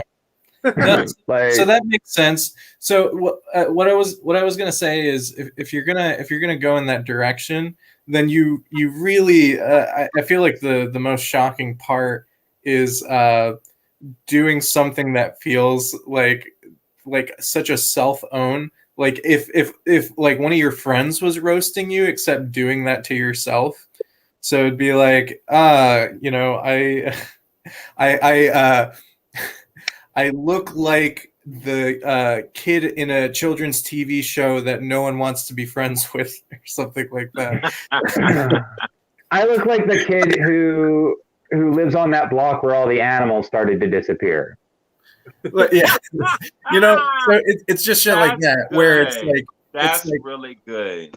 It takes it out of the realm of just being like, I'm ugly, and then it takes it into like, now you're tapping into like people's brains to think about someone that might be kind of ugly in their head, but you're not. So then it makes it work because that the image is getting triggered. I had a tag for the for the record. I thought your set was good. In your Lord of the Rings joke, a tag trying to get my Frodo into her Mount Doom.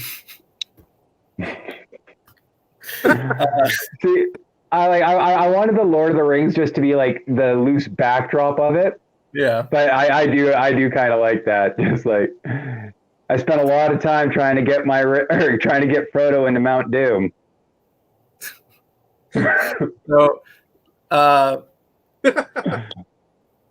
only be cock-blocked by Golem at the end of the day. Yeah, I feel like all things said, that felt like a pretty good set to me. I think good work. You just made me think of another Lord of the Rings joke. There's got no Samwise out here. I'm doing this shit alone. Lord of the Rings is like such like it's fairly widely watched, so I feel like there's so much fodder there that you can go into, especially. I do like to dabble into the nerd shit. I love it so much. I like when you were talking about Ara was telling you about you're not ugly and everything. I was like, are you sure? But like, yeah. I'm sorry, but I do like to say I'm ugly. Just point at somebody in the audience, you get it, and walk away from them.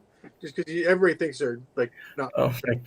No, and that would 100% happen if we were able to do live shows right now. Like I keep doing this 5 minutes just because I want it to be so ready for when live comedy is back where I am. Yeah. Which will be never, just so you know. Oh God, don't even. I'm at a point now where I've actually started pricing out what a PA and a generator is going to cost me just to do like a little running gun comedy show. Yeah. Well, let us know. We'll pretend we were there. Hey, Sandra, would you add any more? I do. I liked it very much.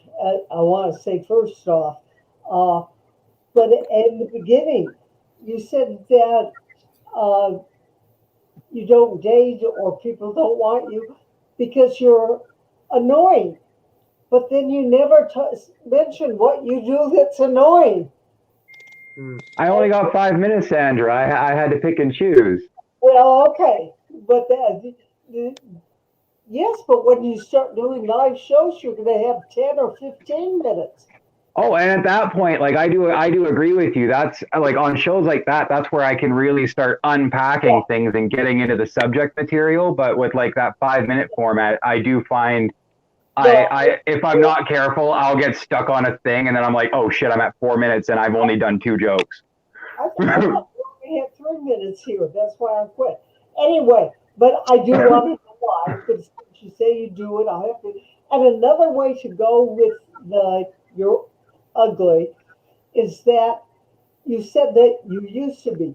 When I was a kid, I was fat and ugly and nobody liked me, and I still think of myself that way. And that could be why.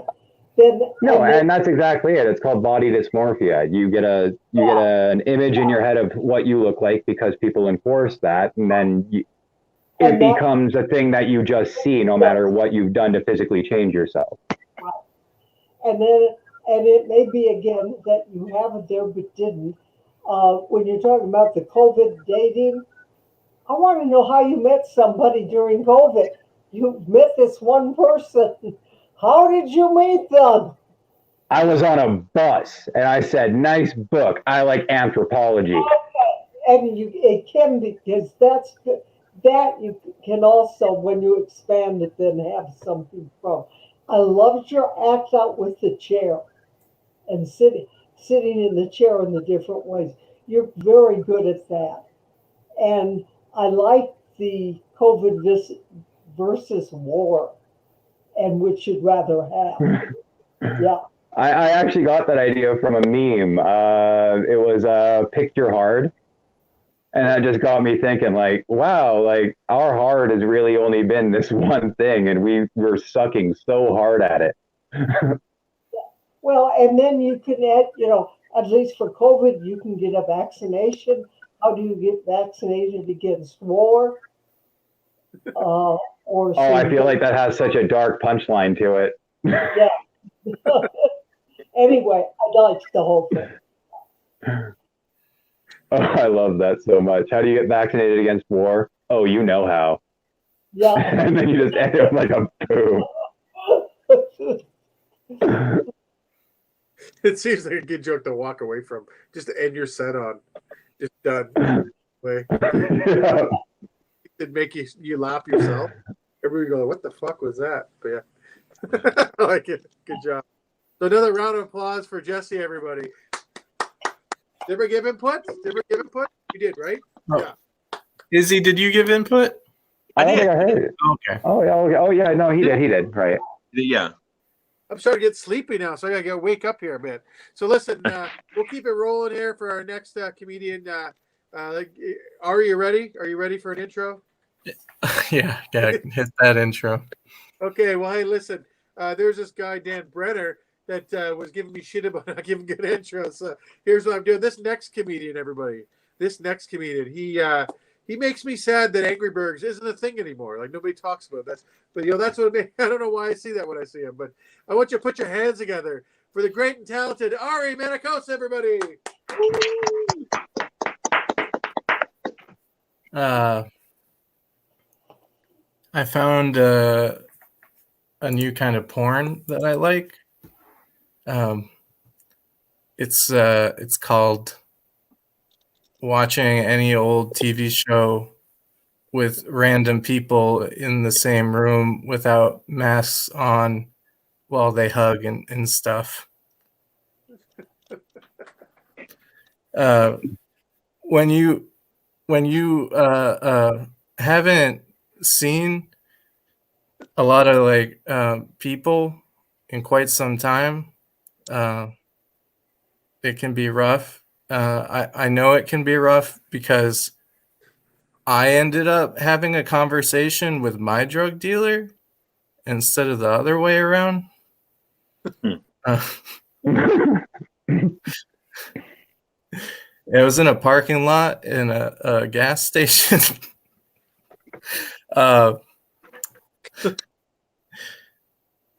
So there's this one night when I asked one of my roommates,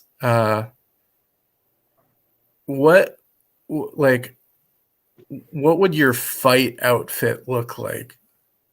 And then I was like, wait, how about we both break for 5 minutes and then we both come and meet both in our fight outfits? And that's what we did. Now, my roommate's fight outfit was like very utilitarian. They came out, had like black face paint on and like looked ready for war. And I was wearing a dress and had a devil mask on. So we clearly interpreted the challenge two different ways. It further surprised me when they wanted to wrestle with me because I thought we were just doing the dressing part. It's very hard to fight someone with a mask on. I don't think the Marvel movies want to tell you this truth. I'm doing pretty well right now. I just found out that I am very good at therapy. I'm so good at therapy that my therapist asked if I can do it once a week instead of every 2. I can't wait until I'm promoted to full-time. I recently read something that says depression can cause brain damage and poor memory. All I could think of is that that's 2 less things I can blame on weed.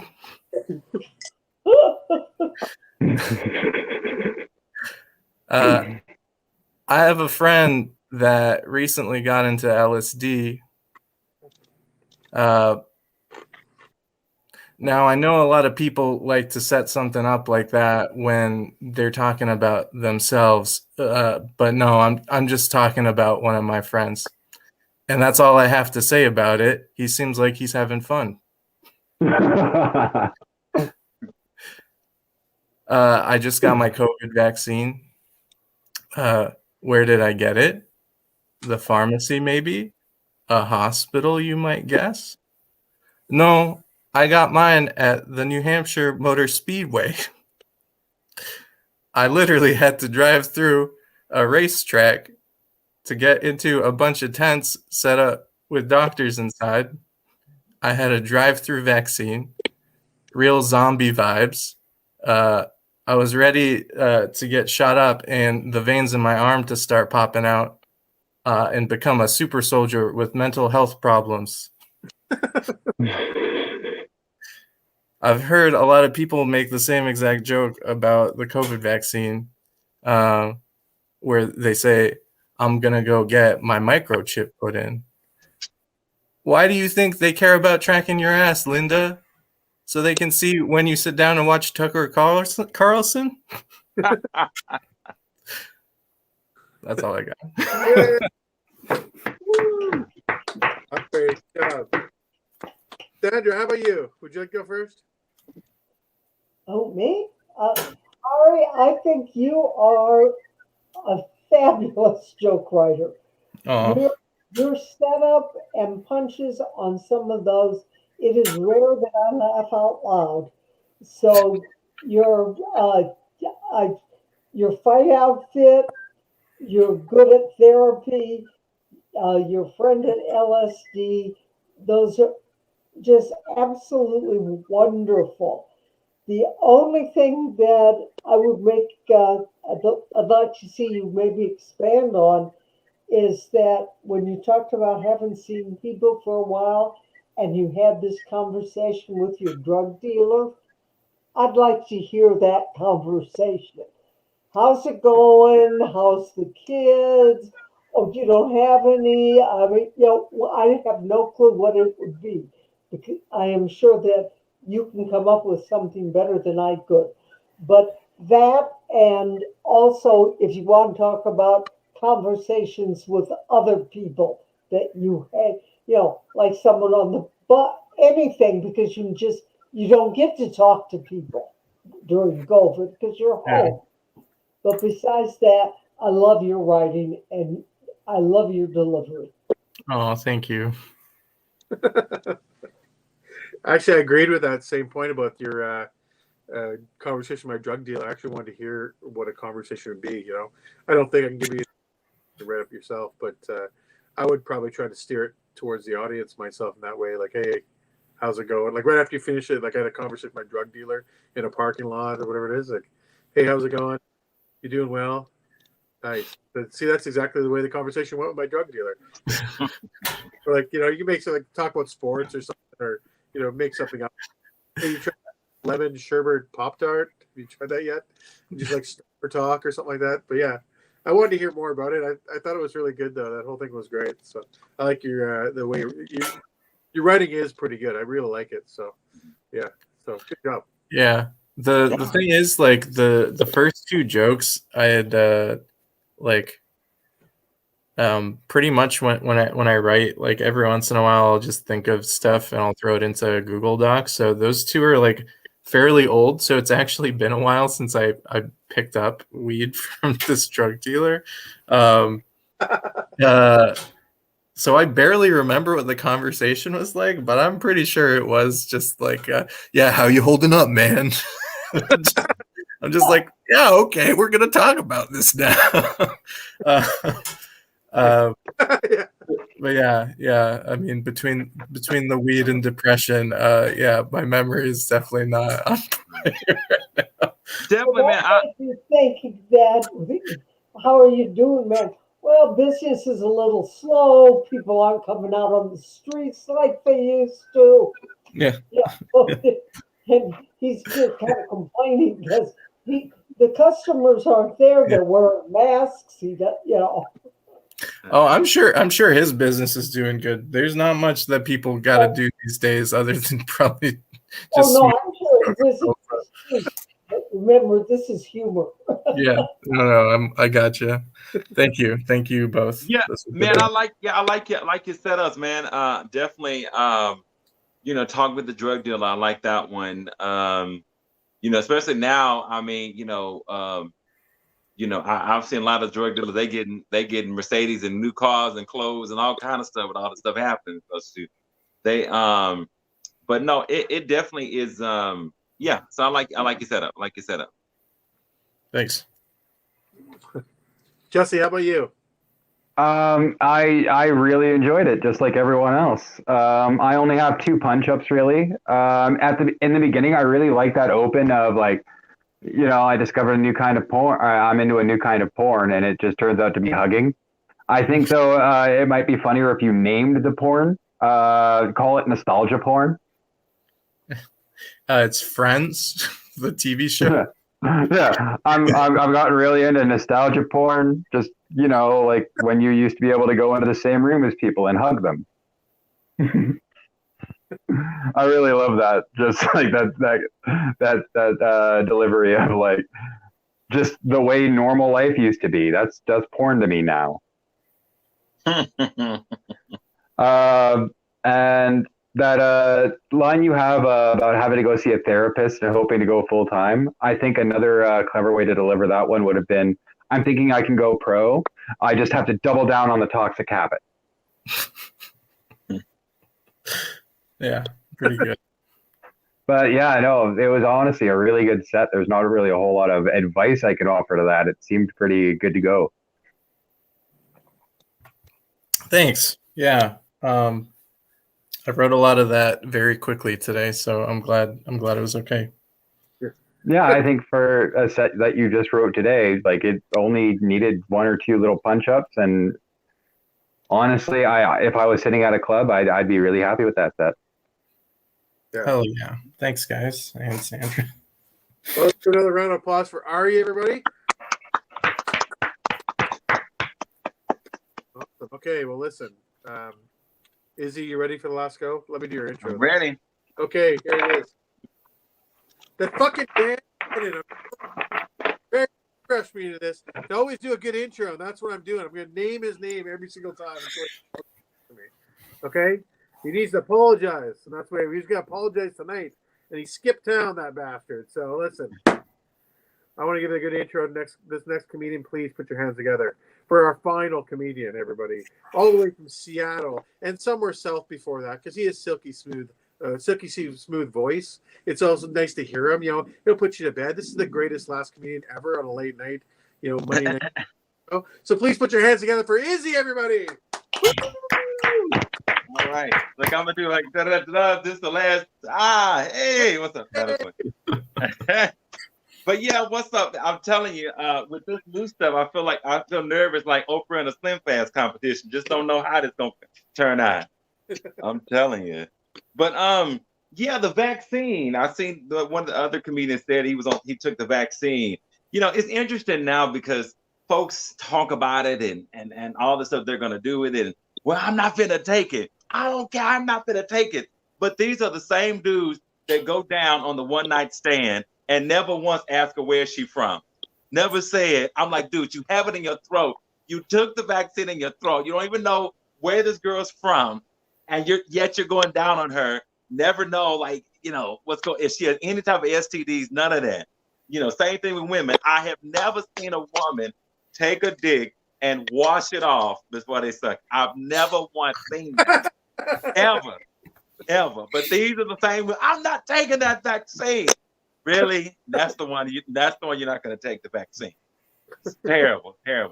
Speaking of vaccines, this COVID is interesting because, COVID has made it easy to turn down people because now it's like, if you're kind of ugly, I'll be like, you know what? I think you got COVID. I'm not sure. I'm going to stay over here. We can't go on this date. I don't know what it is. I think you got COVID. Something about them teeth. Now you got COVID. No. It makes it easier to turn people down. But like, I don't want you to catch COVID. I'm just, I don't think we should date. I don't want you to catch COVID. It seems like there might be something going on with you. I don't know the deal. But speaking of dating, we need to figure out something with this WAP song. Something about this WAP, W-A-P by Cardi B. Now, to some of y'all that don't know, this is a hip hop song, came out about last fall. And it was talking about the song is called Wet Ass Pussy. Oh my God. Wait a minute. I'm gonna call the church. Wait a minute. Let's not, I don't want y'all to get, too excited over that. But it's WAP. And it says some of the lyrics are like, I don't cook, I don't clean. And I'm like, no, some of y'all need to cook and clean because some of y'all ain't got it like that. Like some of y'all with that y'all WAP, y'all need to pick up a broom and just like, you know what? I got your sandwich ready. It's coming. Some of y'all's WAP ain't the business. No, y'all need a dusted mop. No. You need to learn how to fix some tires. And some of y'all WAP so bad, y'all need to know how to fix an alternator in the dude's car and stuff. You know what? I'm gonna get your car fixed. It's okay, baby. It's coming. It's gonna be good. It's gonna be good. Yeah. But as our host said, I'm from Seattle. Interesting thing. Well, I'm in Seattle. But I'm from Texas. I'm from Texas originally. And it's interesting though, because Seattle, they're so passive aggressive. It makes you mad because like even the light bill company, they don't cut your lights off. Like if you don't pay the bill, they just dim the damn things. You like, bitch, you limit the damn thing. Why not just cut it off? Why just cut it off? You dimming them. I'm them looking. I keep trying to cut on the light, and they keep getting dimmer every damn day. Versus just cutting off lights off the light. It's terrible.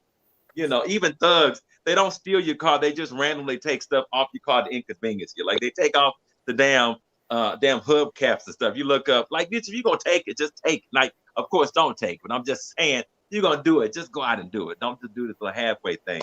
Even thugs, they're so. But the thugs are nicer though. The thugs are nicer. They're very nice and polite.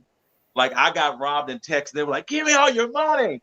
Put your hands up." I was like, "Okay." Gave them all the money, and then, but the Seattle thugs, they come up to you. They're like, "Would you please? Okay, I got this gun.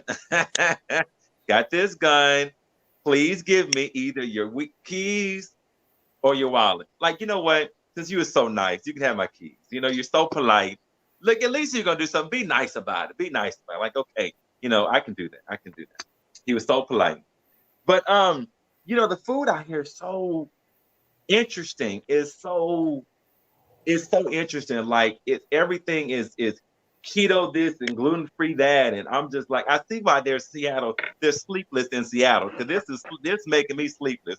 This damn food. Like this, the dudes, they don't even go down on women because they said it's against their keto diets. I'm like, look, what kind of stuff is there? This is terrible.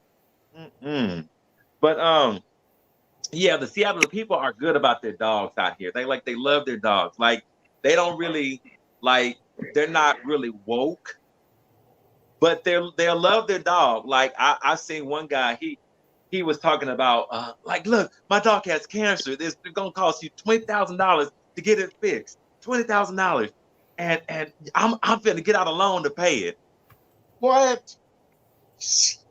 Look, I'm from the country. Look, this is how we fix dogs that got cancer and stuff. We let out the gate.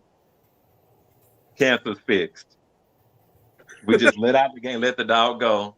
Cancer's fixed. You see how that problem was fixed? See, it costs you nothing to do. This is a trick you can do. I recommend you do this at home. But it's interesting though to be after 35, now that I'm past 35, it's interesting because you know, having sex after 35 is like driving down a road with potholes, trying to eat something, and you're spilling everything, trying to figure out how to get to where you need to go. Like it's just weird because I'm driving, I want to get to my destination, but there's so many potholes that I'm just like all jaded up and mixed up, and I'm trying to figure out how, if I'm gonna reach my destination without getting killed. And finally, I get there, and I'm so wore out and tired, I don't even feel like getting out or getting up. I'm just, you know what? We can't even do this no more. I'm tired. Look, I'm just, let's watch a movie. Yeah, this call it a day. Ain't no Netflix. Just Netflix, no chill. No chill, just Netflix.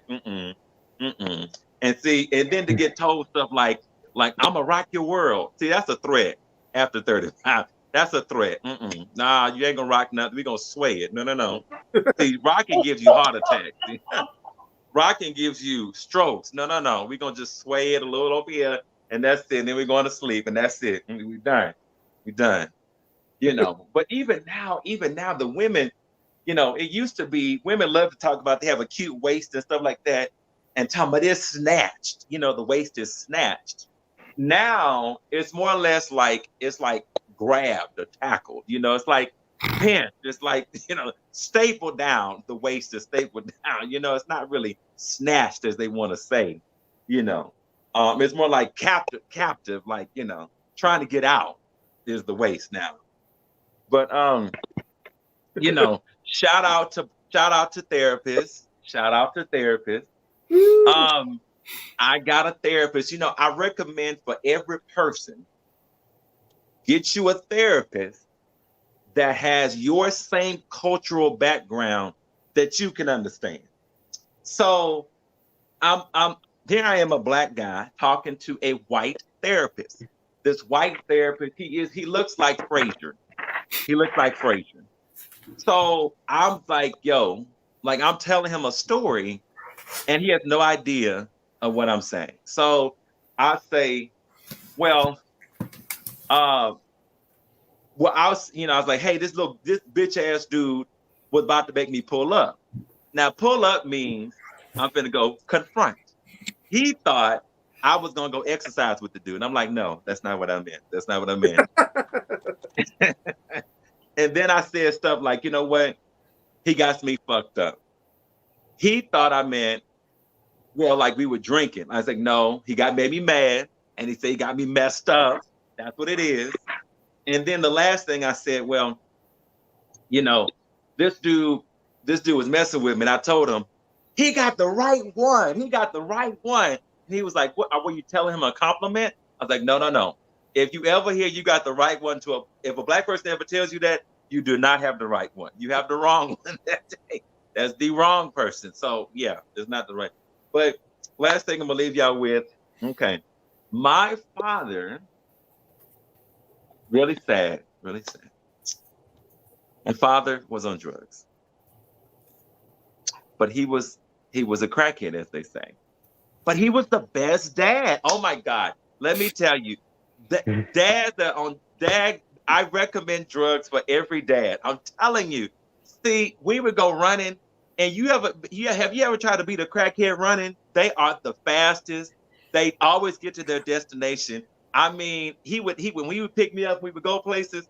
I'm telling you, like he would literally pick me up. We would always get there for everybody else. He was the fastest dude in the damn city.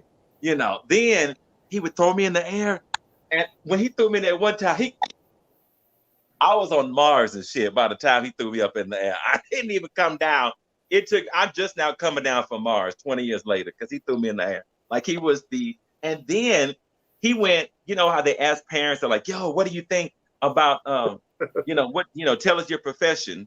Tell us your profession. Like he brought the water hose from the house, talking about he was a fireman. I'm like, dude, that's not what it is. He's sitting there tell me.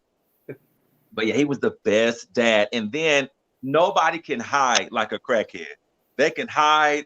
You ain't gonna find no crackhead. They hide behind a tree. He was so skinny. He hid like this. He was like, where'd you go? Where are you? I'm looking for you.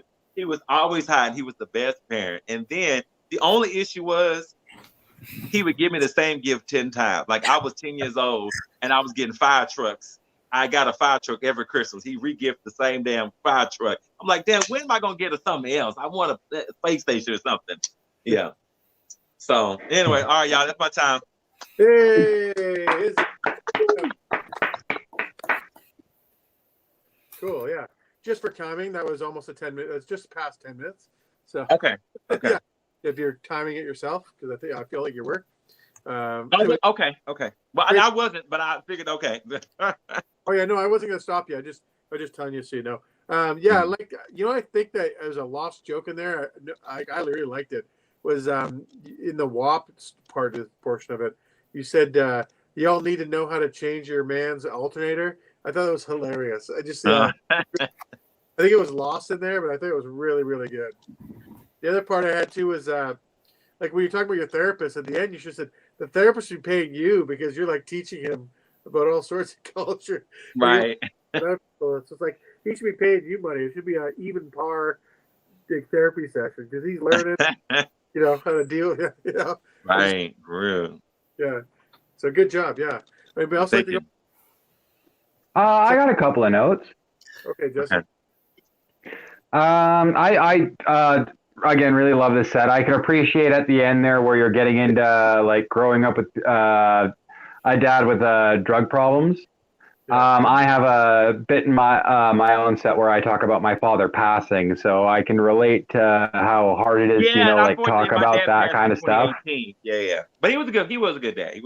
Yeah. No, exactly. So you want to pay homage in some way, but you also don't want to dirty the truth at all about like, no, like I do have to acknowledge that this was an aspect of who he was. And so I can appreciate like trying to like work those things together. Mm-hmm. I love the concept of just like you're turning that idea of like that stereotype of like, oh, you're a fucking crackhead, like you're not capable of anything. And you're like, no, actually, my dad was a really good dad when he tried. And like going into that, I really liked that. I thought the only punch up I had for that was when you're talking about Christmas and getting the same fire truck. Mm-hmm. That one didn't hit as good for me. I think you should go with something along the lines of like, the only times it was awkward for me was like birthdays and Christmas when I get gifts and I bring them to school to show off to the other kids. And it turns out my dad had just robbed their house. That's funny. I like that one. Like fucking Sean pulled away my G.I. Joe, pointed to his name on the toe. It was weird. The Woody or whatever, yeah. That's funny. Okay, I like your bit about WAP. I think that the idea of like, like some of you women need to get back in the kitchen. I feel like you're going to lose some people on that. But another way to phrase it and still like get that same hit that I think you're trying to go for is like you like go into WAP and like, and I'm sorry to tell you, but like men, women, both sexes, some of you fuckers, you can't be so empowered. You're fucking useless. You need to learn how to cook or clean, change an alternator, something. Bring something more to the table other than being a hater.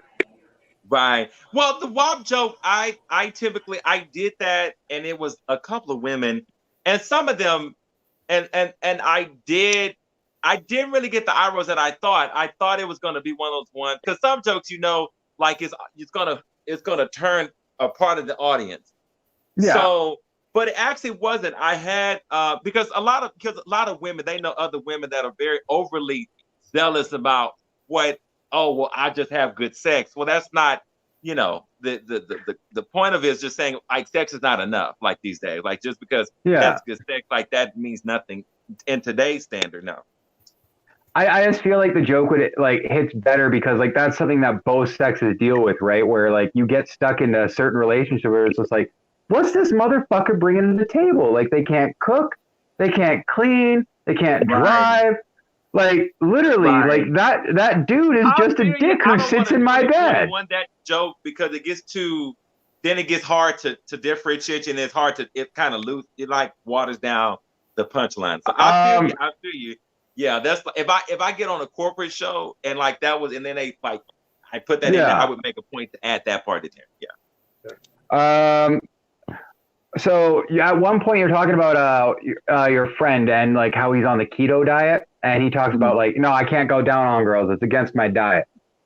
Mm. That just inspired me to write this, and you can have it if you want. Okay.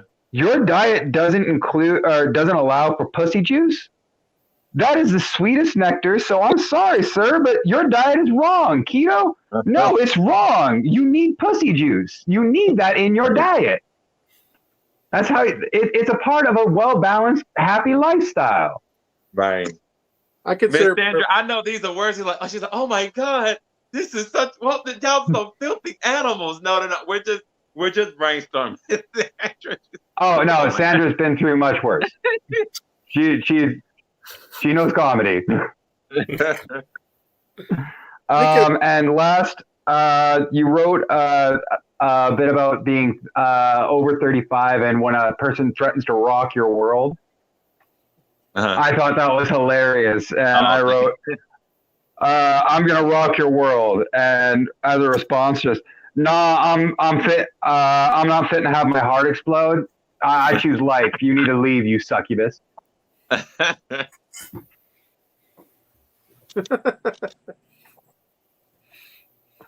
I'll take I'm gonna moderately shake your kitchen table. Don't rock the entire world, just the kitchen table. How about you, Sandra? Do you got anything for him?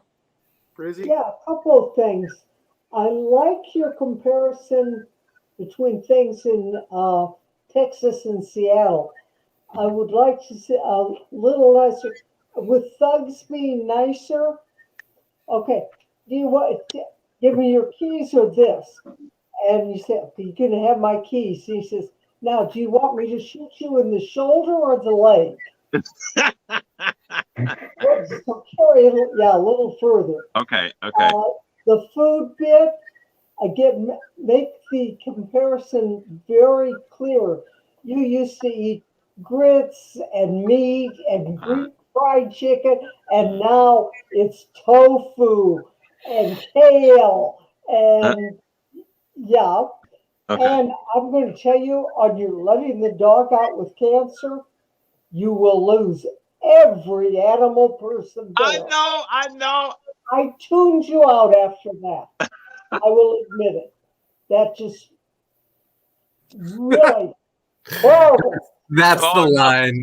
Talk about pussy juice as much as you want. I wasn't sure at what point it happened to Sandra, but I did noticeably see her eyes just glaze over, like, oh, I'm not even here for this anymore. That was it.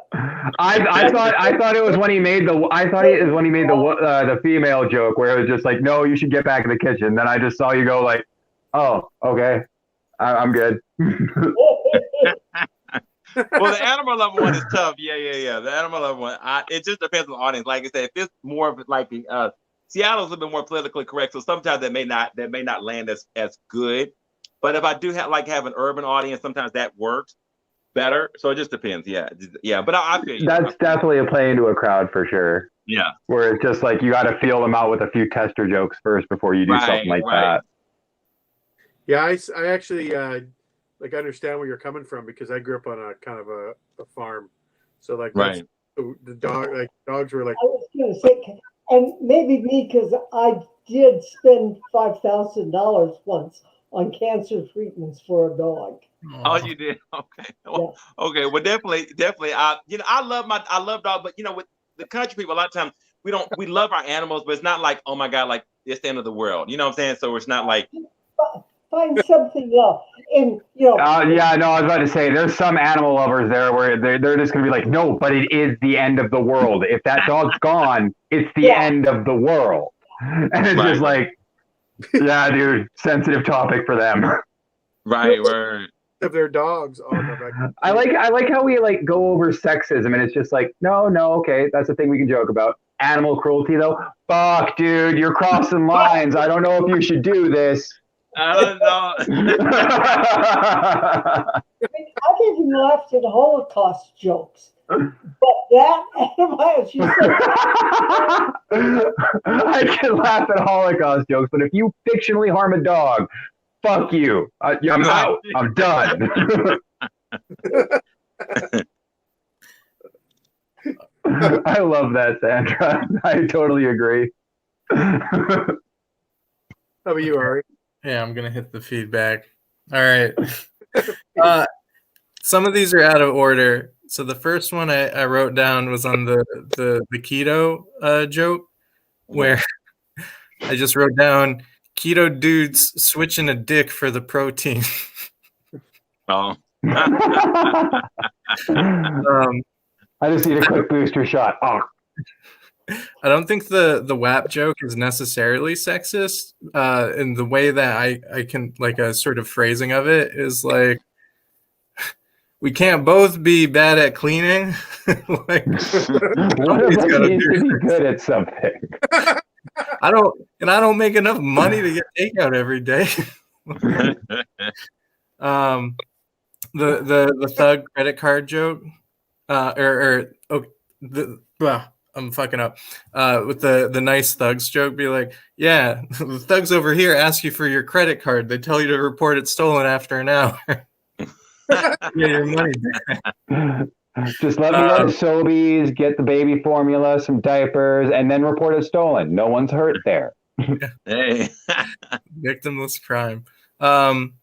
With the therapist one, I feel like a nice tag at the end would be like, by the time I was done explaining, the session was over. Dude finessed me out of $100.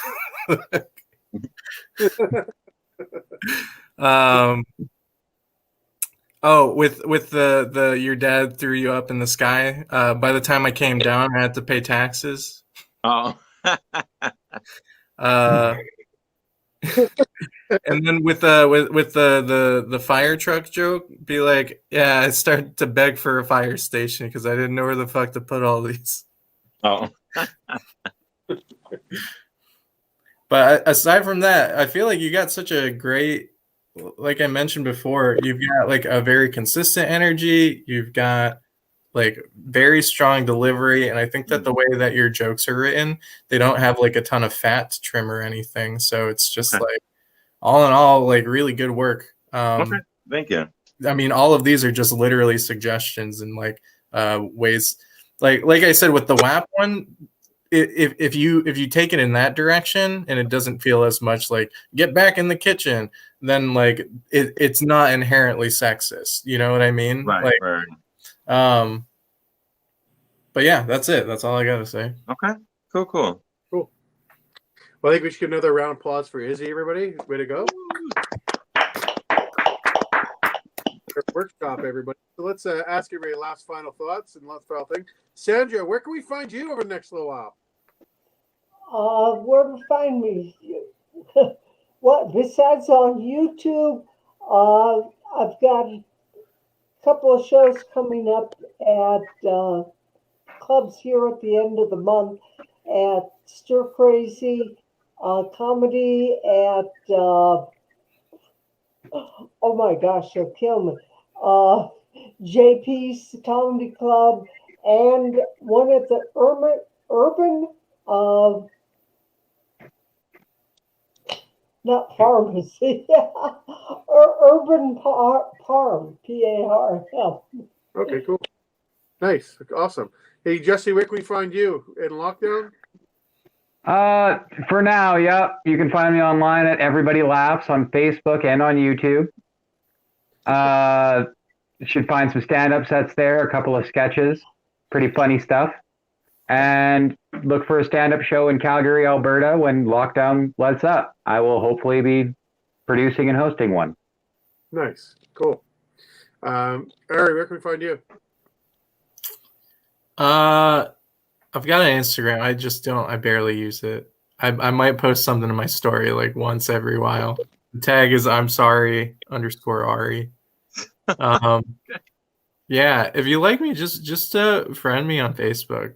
My full name is Aristides. So have fun spelling that, you fuckers. Yeah, let's be friends. I have nothing to promote really. I'm promoting myself as a human being that you should know and be friends with. That was the best one. Let's just be friends. Yeah. Be friends. No Izzy, monetary value here. Like, invite me to a barbecue every so often. I might be in town. You don't know. Like Mr. Rogers, won't you be my neighbor? Hey, we need more Mr. Rogers. I'm into it. Yes. Damn right. So I mean, just hit me up on Instagram, Century Changer. My Facebook is Isidore Lee. I'm just working on some shows as stuff is being lifted, and we're in phase 2 or 3 now. We're able to have shows and stuff like that. So it's coming up. I hosted the show last week. So we're trying, working on some more stuff coming up. Nice, cool. Well, my name's Keller Reeves, everybody. You can't find me anywhere because I'm off the map right now. Literally shut down, and I can't do anything. But sometimes you find me on the corners talking to hobos, just weird hobos, just chatting them up and saying, "How's it going?" So sometimes Hey, your Uncle Shaq. yeah, Jimmy actually, but yeah, no Jacques. You're trapping beaver. But I'm on here every Monday. I host every Monday. If you guys want to come back and watch me on Mondays, we got the same kind of crew. But lucky for me, I am not on this Monday. Not because I don't want to be on Monday, because I am doing the 420 show on the Tuesday, April 20th. Yeah. And I'm going to get wasted. We're going to try to do some sets. We're going to figure something out for fun. So come and watch that one next Tuesday. You're going to have a lot of fun. So listen, a round of applause for all the comedians again. Thank you so much for being on here, everybody. Let's have a great time and see you tomorrow night. Woo!